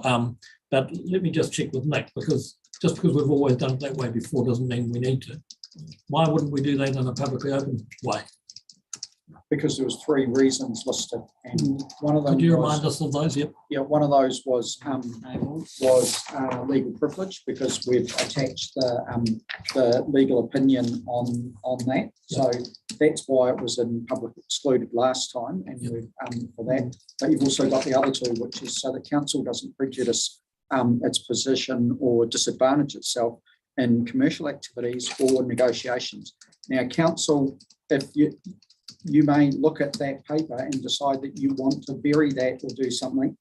If you want to disadvantage your position and then going back and talking to the port, I guess that's council's decision. But personally, I wouldn't do it for any commercial activity or negotiations that you might be doing. But council could turn down the ability for us to take up this loan. They could choose to turn that down. I think your first reason seemed the one that was most convincing for me. I guess all of these have been taken by staff though and put through legal screening, so through within the organisation to ensure that all of those reasons are robust enough through legal tests. So that's where we're at on all 3, I guess, of those reasons on that one. I think in terms of the bus drivers, our remuneration, we've taken that in public excluded previously too, because of the fact that we're not the employer, and the relationship between the employer and the bus driver, and that we have to negotiate with the operators that they do actually agree to pay. I can't force an operator to pay $30 an hour, so I have to go into some sort of a process. And that's my reminder that we are in public excluded unless we so we're in are. public open right now. Well, Sorry. we are, but yeah, we're not discussing the matter. Sorry, that was my fault. Yes. However, it has been a published amount that one. Yep, thanks. So, Councillor Weir, then Councillor Malcolm, just on whether we're moving. Yeah. I wanted to say that I think all of these, meet the threshold for being excluded, but that doesn't legally, but I don't think that necessarily means we have to exclude the public, and that's, there might be a threshold, but definitely not. And I think that the iwi reps, it absolutely makes sense to do that in the public excluded, but I agree with Michael on the medium wage offer. I don't see a reason why that should be in public excluded, really. I understand that it might piss off the bus companies, but I don't think that we should, be. I know, we're not hiding things in the public. We will publicize our decision and stuff, but I think that we shouldn't placate the bus companies and at the demise of transparency of our meetings necessarily, and we're not, our contracts or anything aren't in the attachments and anything there, so I don't necessarily see the reasons. I actually agree with Michael on 3.1. It's out of my wheelhouse. Thank you. Councillor Malcolm, then Megan. Yeah, I'm just struggling to find, doing the same.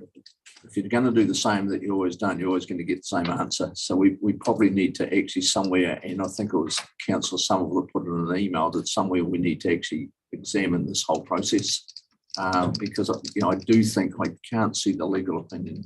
There might have been a legal opinion on the port one. It's been very greatly publicised in the papers already. What we're doing, I would thought that could have been suited to open debate, and again the bus driver one, I think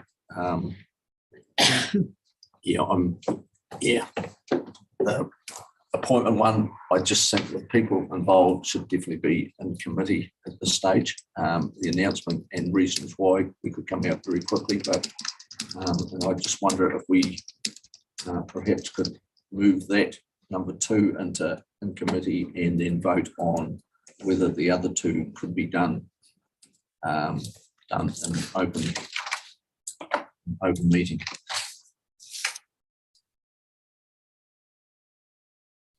Sorry, number 2. Oh, sorry, look, I might have got that. Sorry. Well, yeah, I've gone to those papers. So if you could perhaps, if we could perhaps do those and move those separately, Chair, would be the thought. Sorry. Okay, sorry. I can't tell you were next. Yeah. I tend to agree with Michael around the transparency. I remember last year when I wasn't on council being a bit frustrated that I couldn't see some of the things that were publicly excluded. We need to use the public exclusion sparingly, and I think there needs to be some robust process around the exec bringing this to council as a recommendation, because when it comes here, basically we just agree to it. And I mean, I know we have had a discussion about these 3 items, and I'm comfortable that they are publicly excluded, but I do think we need to be just use this sparingly, this public exclusion. Look, if I can answer that, please, Madam Chair. We do use it sparingly. I can promise you that my personal view is that all business should be transparent, and I probably have exactly the same views as Michael on this. So this is not a lack of honesty or transparency on my part. I've got to have a very good reason, and then I'll think about it, and I'll agree with the staff if my view is to agree. And in this case, I had 3 very good reasons. We've used them before. The test on Port Otago was that we had a legal opinion, and that we've used that before. But look, I'm actually pretty comfortable with you overall in that. That's the reason you get this opportunity. So I'm not asking you simply to rubber stamp staff recommendation. Sorry, Councillor Summerville. Other than the iwi one, which I have already explained. I'm largely agreeing with Tim, or entirely actually. I'm happy for these ones today to go into public exclusion, but so we don't have to do this every meeting. I think it would be good as a council to talk about that further. And personally, I guess, to have some greater knowledge about those reasons for exclusion and the risks around that, so that can inform our decision making in future meetings, and so we can have a better common understanding of where that balance between safety and transparency will lie for future meetings. Councillor Scott. Cool. Look, I actually support the concept of as much transparency as possible. I agree with Councillor Malcolm to do items 1 and 3, put a vote on it, and that's the bus and the port, and my reaction right at this particular point of time is that the sport being going into open situation. The reality is, yeah, we keep talking about this for bloody years and nothing actually changes. It's only when we show some leadership, staff and talks will give a line and be a bit more sensitive by what's written. In relation to the iwi situation, reality is, in this situation, they've got amazing CVs. It's actually, we're not supposed to comment on it. They have. You're right, Brian. You know, and you know, it's going to be straightforward, but I accept that maybe, you know, that's not always the situation. And so as a general rule, that should be something. Anyway, that's what I. Now, look, there is criteria and we do apply it, don't we, Amanda? So, you know, to be fair to the people who are asking the questions, what are the criteria for applying things to being public excluded? They're quite well known, and we utilise the same criteria as every other council essentially, but that doesn't mean you can't overrule. And if I could add, so we had one of these situations reviewed by the Ombudsman a couple of years ago, and the Ombudsman did an investigation and we had some follow-up recommendations, and so we now apply quite a rigorous procedure to making sure that we've met that legal test for the recommendations that are being put forward. So these papers and the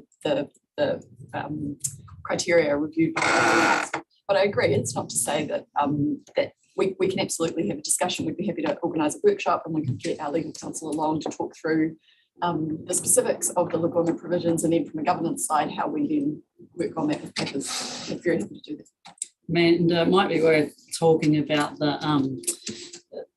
there's the exclusion, as you discussed, but then there's the release of information as well, and the requirement, I suppose, to do that if it's able to be. Yeah, you don't just hold things forever and public excluded if that's not necessary. So yeah, do you want to maybe touch on that bit? Yeah, well, I guess for example, the iwi appointments, once you've made your decision today, that information would be released. And I'd say for those iwi appointments, again, the policy decision to invite those nominations was made in public in November last year. And this is really the operational transacting of those appointments. And same for if I could say the port bending, again, the policy decision was taken in public. Anything else? So anyway, the issue is you could also ask the question whether or not the normal process would be for us to let those nominations, people know that their nominations have been approved by council before they read about it in the newspaper. And that's why normally the delegation goes to the chief executive in terms of when this is released. So my view is it would be normally polite to let the people know that their nominations have been approved, that they are going to be joining council, and then maybe that they'd read about it in the newspaper the following day rather than hear about it that way initially. Hey, anyone else want to talk on this one? So we have a mover and a seconder. Yeah, your changes are quite different from the moving and the seconding, so we're going to have to go that way. We've got a mover and a seconder for going into public excluded, so I'll put that. All in favour? Aye. Against? No. Recorded, please. Might have a show of hands or a well, maybe a division. Actually, a division might be fine. They wouldn't break it It'll be down. easier. Call for a division. Councillor Forbes? Aye. Councillor Kelleher? No. Councillor Laws? No. Councillor Malcolm? No. Councillor McCall? Yes. Councillor Miffin? Yes. Councillor Noon? Aye. Councillor Scott? Aye. Councillor Somerville? Aye. Councillor Weir? And Councillor Robertson? Aye. Motion carries. 10, 9, Yeah. 8. Oh, thank you.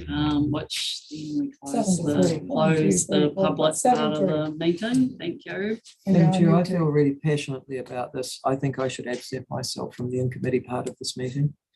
I think we've made a dreadful error, and I can't take part in a meeting in which we are hiding information that belongs, I think, to the community. Thank you.